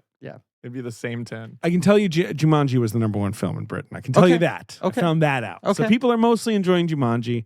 But by the But time, Trainspotting grew. It went up, right? much Over like Ewan weeks. McGregor's penis, by the time it Whip that rubber opens off. Yeah. in America, so it Uh-huh. opens in America in July, Yeah. it had made $18 million in Britain, which Right. is a lot of money. Today, that would be a lot of money. That's a huge amount of money for an 18-rated drug movie. Yeah. I think at the time it was one of the highest grossing British made films in That's England. British made. It's possible, yes. Yeah. This is, and I wanted JJ to dig this up, so I'm glad about it. Barry Norman, because I was can you find me reviews of sort of the old fuddy-duddies? Yes. Barry Norman, the king old fuddy-duddy when I was a kid. Mhm. He saw a clip and condemned it in his show. He thought it was outrageous. The film was even coming out. Then Muriel Gray writes this article. He in reviewed the Evening. clip. He had not seen the movie. I think what the Boyle says, I don't know. That's a Boyle quote. Okay. I don't know. But Barry Norman hosted Film. Sure. It was literally called Film. It was the BBC show, and he was this guy in a chair with gray hair, and he'd be like, "Hello, the new films. I'm Barry Norman." It stinks. I don't kind of that vibe. Yeah. And I remember he quit in 2002. He retired, Okay. and in his retirement statement, he was like, "Fucking Ang Lee's making a Hulk movie. I'm done." Truly, he was like, "That was the last straw for me. This Wow. guy's making that a was movie about the 2002. Hulk," and that was 2002. And he also didn't know that was going to be the Most artistic superhero comic movie. book. The greatest film of all time. Yeah. But Muriel Gray wrote an article in Evening Standard saying this is an important film. Uh-huh. And in Danny Boyle's view, that was when it was suddenly okay, the chattering classes started turning in our direction. Wow. Before then, the vibe was can you even make a movie like this? And she was the one who sort of got people Wow. engaging with it seriously. And Jarvis Cocker, Mhm. the lead singer of Pulp, who rules, also was giving interviews where he was like, "This is a really interesting film. It's not some pro-drug movie that's Yeah. going to ruin society." Right. Bob Dole, as we pointed out, did not like it. I watched some Charlie Rose thing with like John Hodge and Andrew McDonald and Danny Boyle. And Charlie Rose was like definitely in that Barbara Walters way. It was like setting up like, and do you think it's okay for movies to show drugs? Like it was like obviously their American press tour had this sort of like, we're gonna set up the controversy, up the make it seem like we disagree with it just so you can defend it.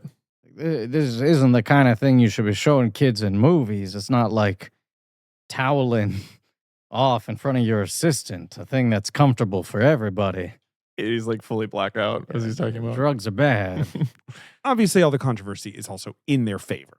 You know, Yes. the more controversy you're Yes. getting, like, Oh, should this absolutely. even be a movie? People are like, well, now I want to see it. I want to have an opinion. Mhm. Absolutely. You know, there's that cool Empire magazine review. Hollywood, come in, your time is up. You know, like, come on. Like, that's the vibe. There's that great Empire review quote that's like, we should double down on how proud we are about this movie, basically. Let me find it. Hold on, as you keep yes, going. if Brits can make something Britain can be proud of and Hollywood must be afraid of. If we Brits can make movies this good about subjects this horrific, what chance does Tinseltown have? Yeah. I mean, the other good line from that review is Trainspotting doesn't glorify heroin, it glorifies youth. Youth at its worst Agreed. mostly, but youth trying to sort out things as only youth can. Yeah. That's why it's Great. universal. Absolutely. No, I think it was Miramax. Sorry. Oh my god. Jesus Oh Christ. my god. Ebert only gave it 3 stars. Coward. Even still, that probably was him kind of putting his neck out on the line. Maybe. I mean, Ebert's review is basically like, this is very stylish. I'm not sure it has anything to say. Yeah. I read that review. Yeah. But it's positive. But this movie's performance at the U.S. box office, David, let's talk about that. Yes. I also want to point out this movie, the book Junk by Melvin Burgess. Has everyone read that? Anyone read that? No. It's a young adult book about heroin use Okay.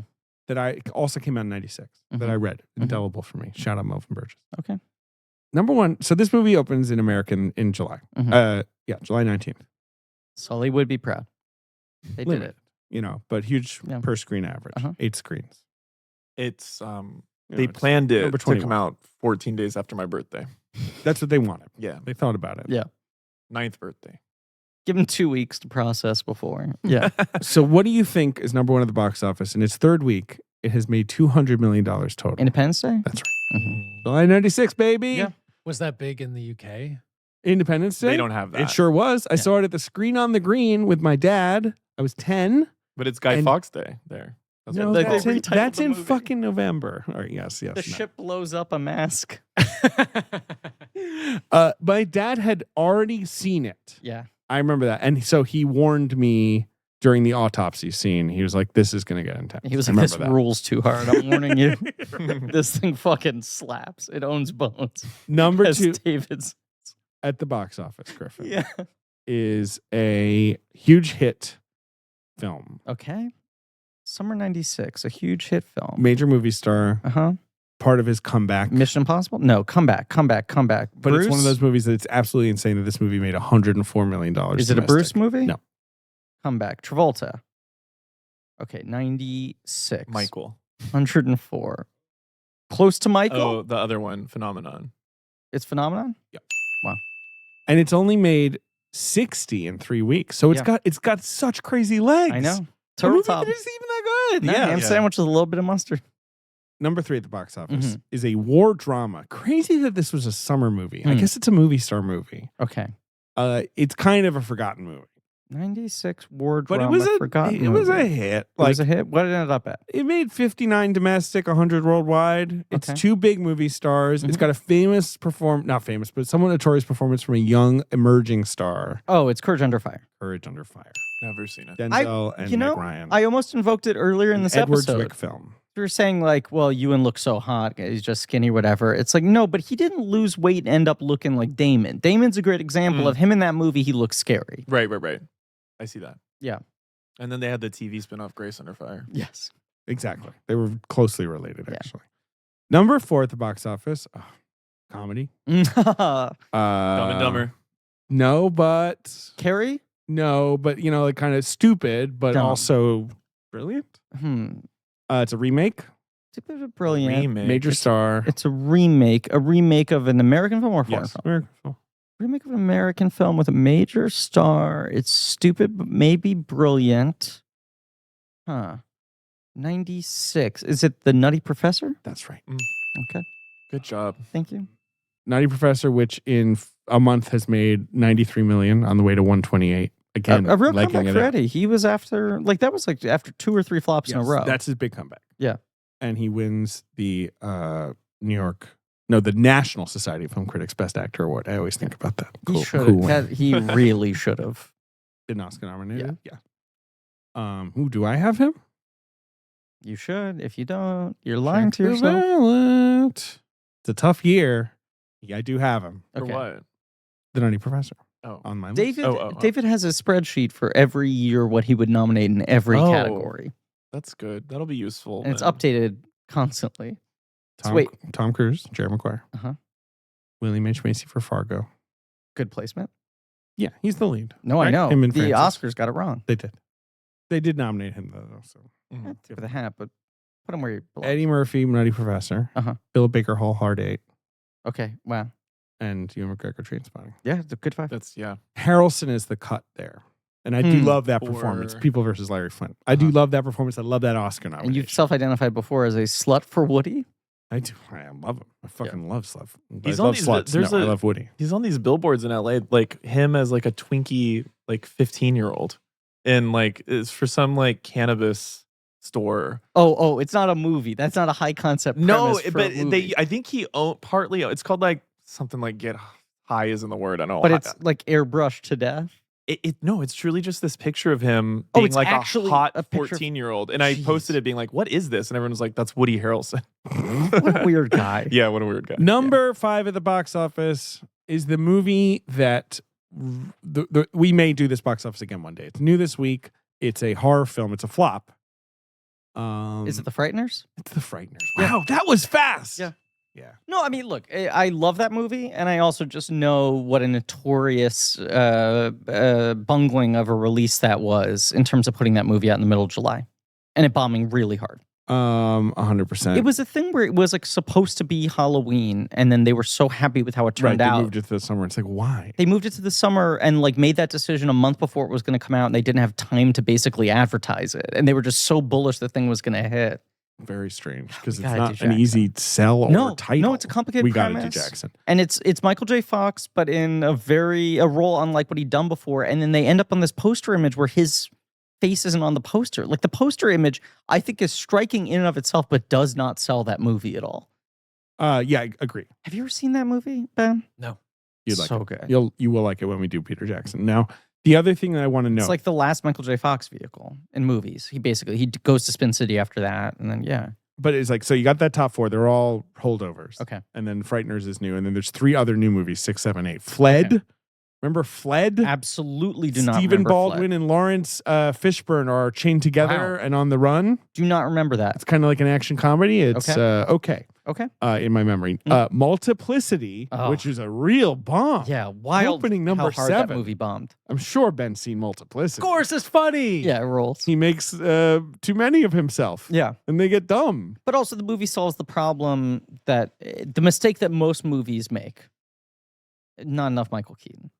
Even the movies starring Michael Keaton don't have enough Michael Keaton. And the movies without Michael Keaton, failure to launch. Multiplicity finally is like, you want like 4 or 5 of this guy kicking around. And then number 8, Mhm. Kazam.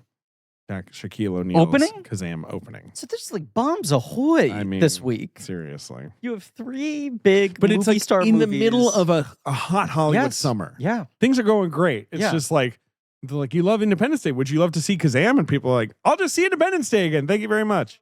Because they're one of the few movies my mother made us walk out of on grounds of artistic disgust. Just, I will not. I don't know if stand I've by it. actually ever seen it. I've I've never definitely seen seen Kazam. Multiplicity. He's but- a genie. He's a That's genie, all I lives in a know. boombox. Cool. Yeah, Sounds pretty good, actually. Yeah. And it was directed by Paul Michael Glaser. it was. You've also got The Hunchback of Notre Dame, which I invoked. Yeah, good movie. Number 9. And Eraser, the Uh-huh. Arnold Schwarzenegger hit. Oh yeah, Sure. I like. Eraser is fun, Mhm. which is a, what's his name? Chuck Russell movie, Yeah. right? Yep. Vanessa Williams.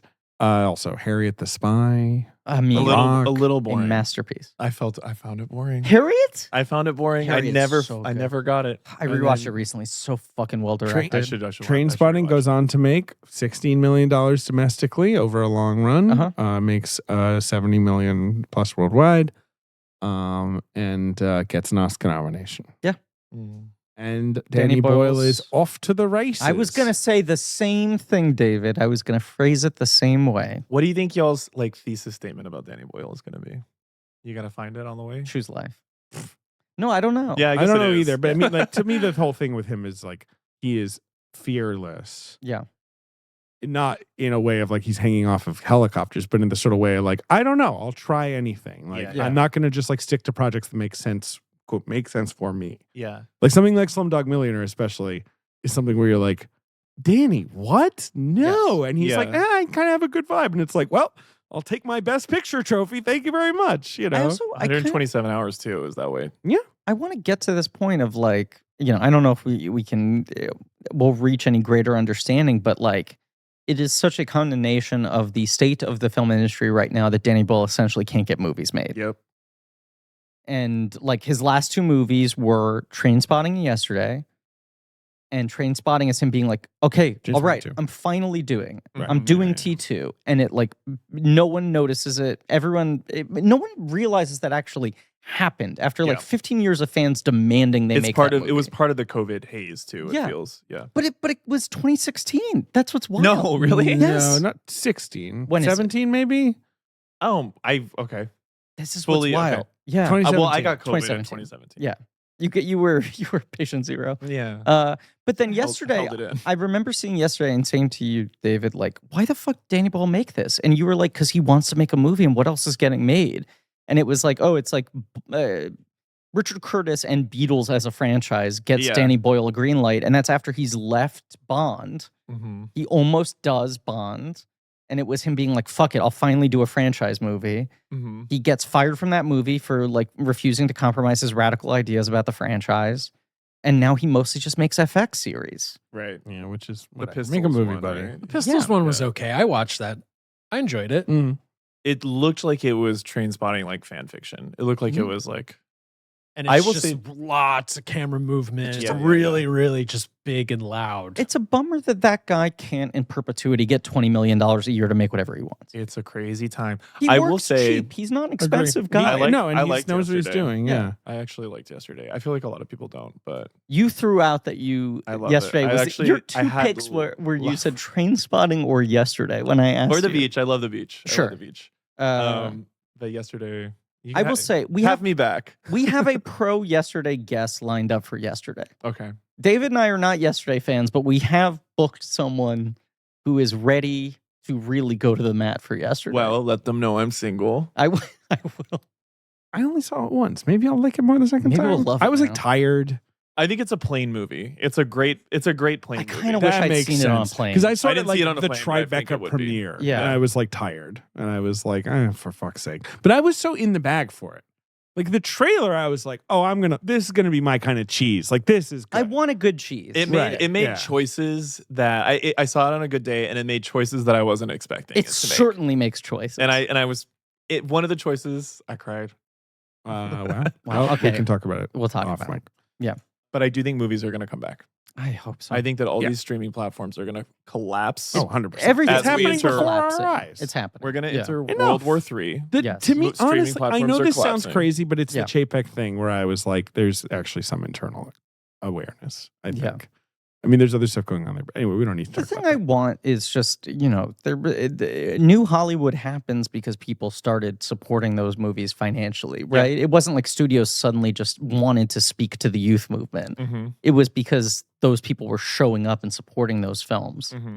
And it's like, if we could just get like 3 or 4 Everything Everywhere All at Once a year, Yeah. that's enough encouragement for people to keep making these We movies. can do it. We can do it. The thing that drives me crazy is it's been a good year for Hollywood. And then it had a weird November where people didn't want to see Armageddon Time and Tar. And Right. everyone was like, it's over. All the Oscar movies, it's been a rough go. Tar feels like a European movie The to me. least commercial movies. Totally. And then the minute the whale started doing well, I was like, guess what? People want to see that. Let's see how the whale does upon expansion. It doesn't need to do that. Well, I'm just saying, like, Yeah. when people are like, why is the whale doing well? I'm like, because you can sell that movie to somebody. Yeah. I mean, there's a different argument to be had over like, should we be making movies that's like, look Well, at this? The sale on the whale is just come on. You're rooting for Brendan Fraser, There's right? that, Like it's but so it's telling. also like, don't you want to see what this looks like? Well, because the trailer has like 2 shots of him. They only ever release that one fucking image they reuse Beautiful. everywhere. I saw it this weekend, and a couple walked out of the theater. Did you like it? I did not. Have you seen it? No. I don't like it at all. Yeah, I'm scared. I think I'm probably not gonna. Can I give you my joke review? Thar, it blows. It's good. Thank you. He's happy with this. I'm happy He's I've done been- this on multiple group chats. David's now had to read this 4 times. It's up on There's Letterboxd. been good Throw movies it a like. though. There's been good movies There this are, year. I don't like Really that good one. movies. There's a lot of films I like. We had Triangle of Sadness. We had Tar. We had Fablemans. We had good movies. Fablemans, baby. Charles, Thank you for having me. thank you for being here. Always a pleasure. Yeah, favorite podcast. My Hey, favorite come on, podcast. get out of here. Thank you. I think Shut that's the true. fuck up. I will say, David, the slice and change I ate of this deep dish Little Caesars felt like I fucking ate Narcan. I've been like, this is heavy. I don't know how you did it. I don't know. When this is done, I'm gonna tackle the rest of this and take a nap on the blank check couch. Charles, speaking of everything we're talking around right now, people should watch Search Party on HBO Max, a service that is famous for keeping things up there forever. I am scared, you guys. I think, let's hope for the best. Let's hope it makes it through whatever rounds are happening. But if for whatever reason you haven't watched it yet, you fool, Yeah. time might be of the essence.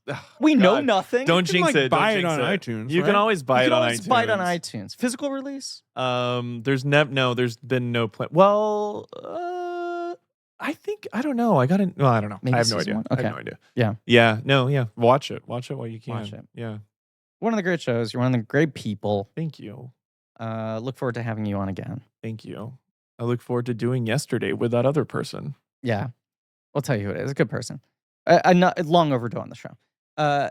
David, once again, given the punch. Liz Listen. Truss. No, I don't know. Thank you all for listening. Ringo Starr. Yes. Long peace and overdue. love. Peace and love. Peace and love. Peace and love, baby. I guess I'll sit it out. Ringo Starr, huge blankie.